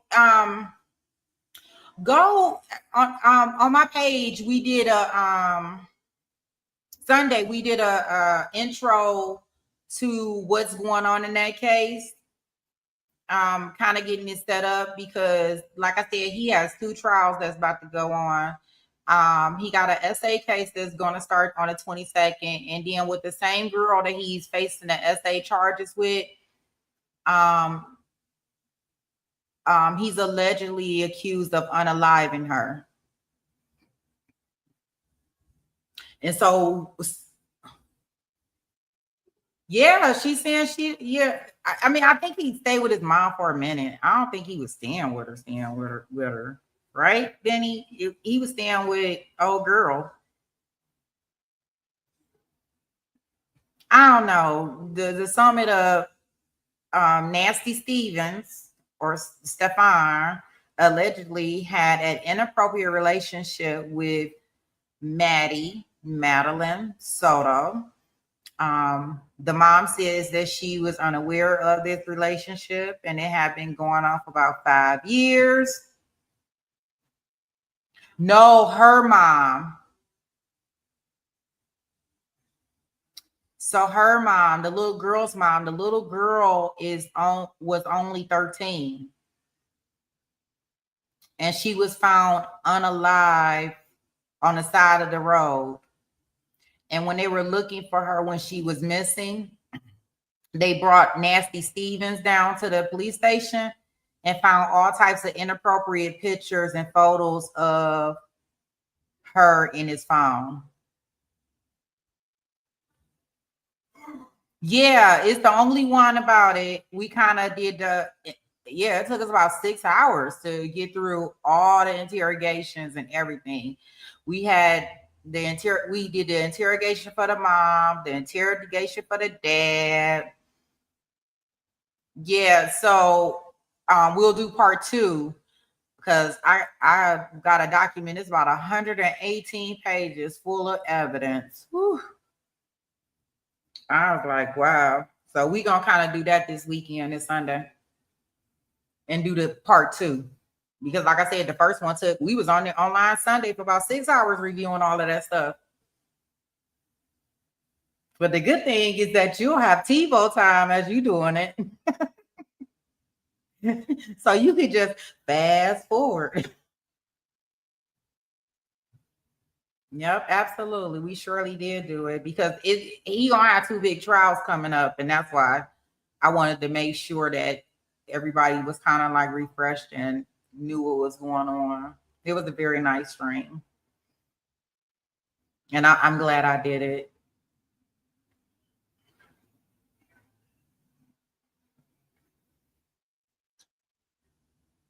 Yeah. So, okay. Well, I think we got a plan in place. We get to go out or look. We don't think we getting out early today, and also stay with his parents off and on. He was one mega nasty bum. You were right, pretty girl. It's gonna be a good trial. That's why we gearing up for it. We got another good trial that's gonna be coming up that's kind of like it in a way, and that's gonna be that Jarvis Butts.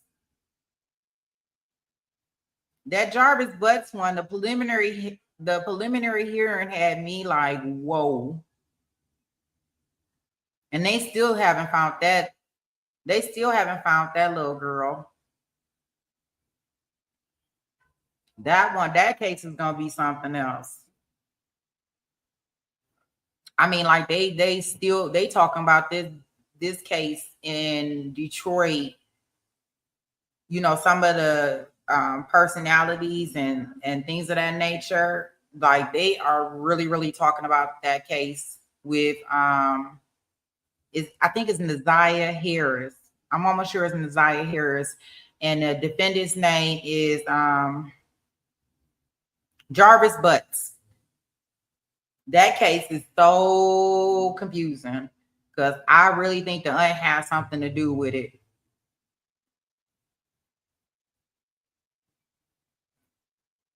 Yeah, I really think the aunt has something to do with that one. I think that's gonna be my pick, Benny.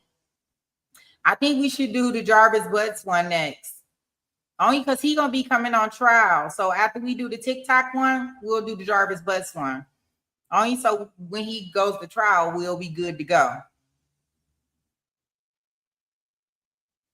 Yeah, that one is ooh. Yeah. He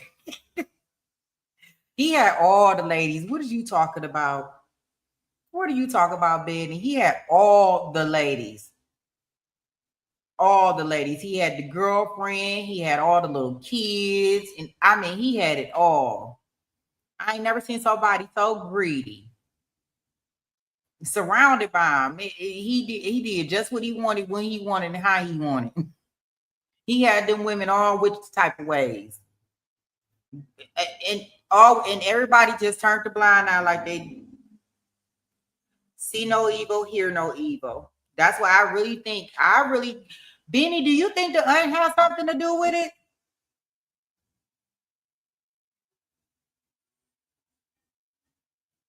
Because I think the aunt that he was dating has something to do with it. I think she know a lot more than what she's saying.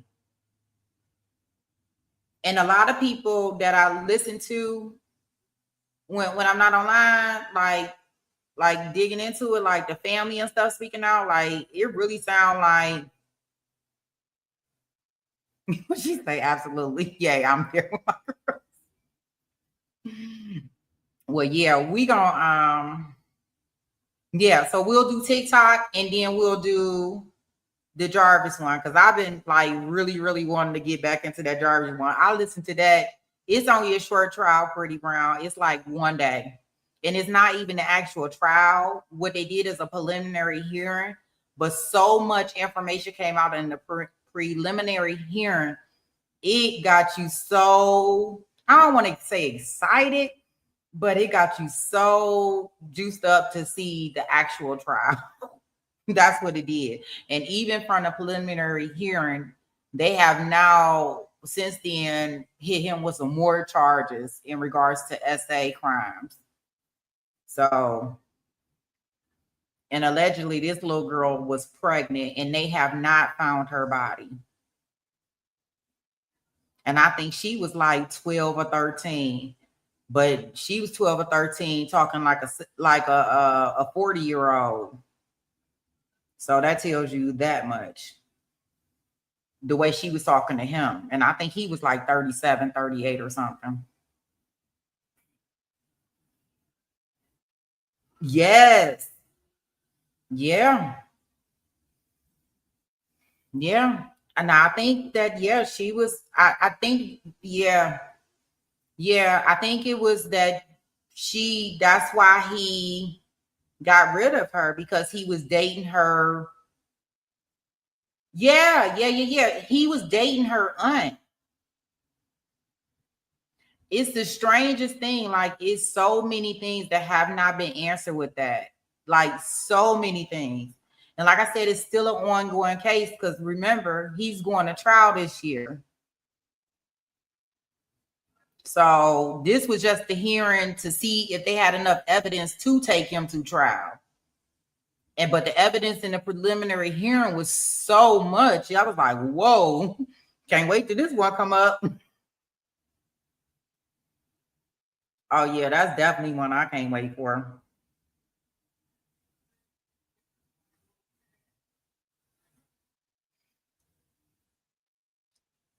Well, guys, I think we're good here because we just chatting, right? When we log on in the morning, we'll touch base in regards to it. I might just feed the kids today, y'all. Maybe I'll feed the kids. I'm gonna feed the kids today. They'll get fed today. I'm gonna feed the children. That's gonna be what I'm gonna do. I'm gonna feed the children.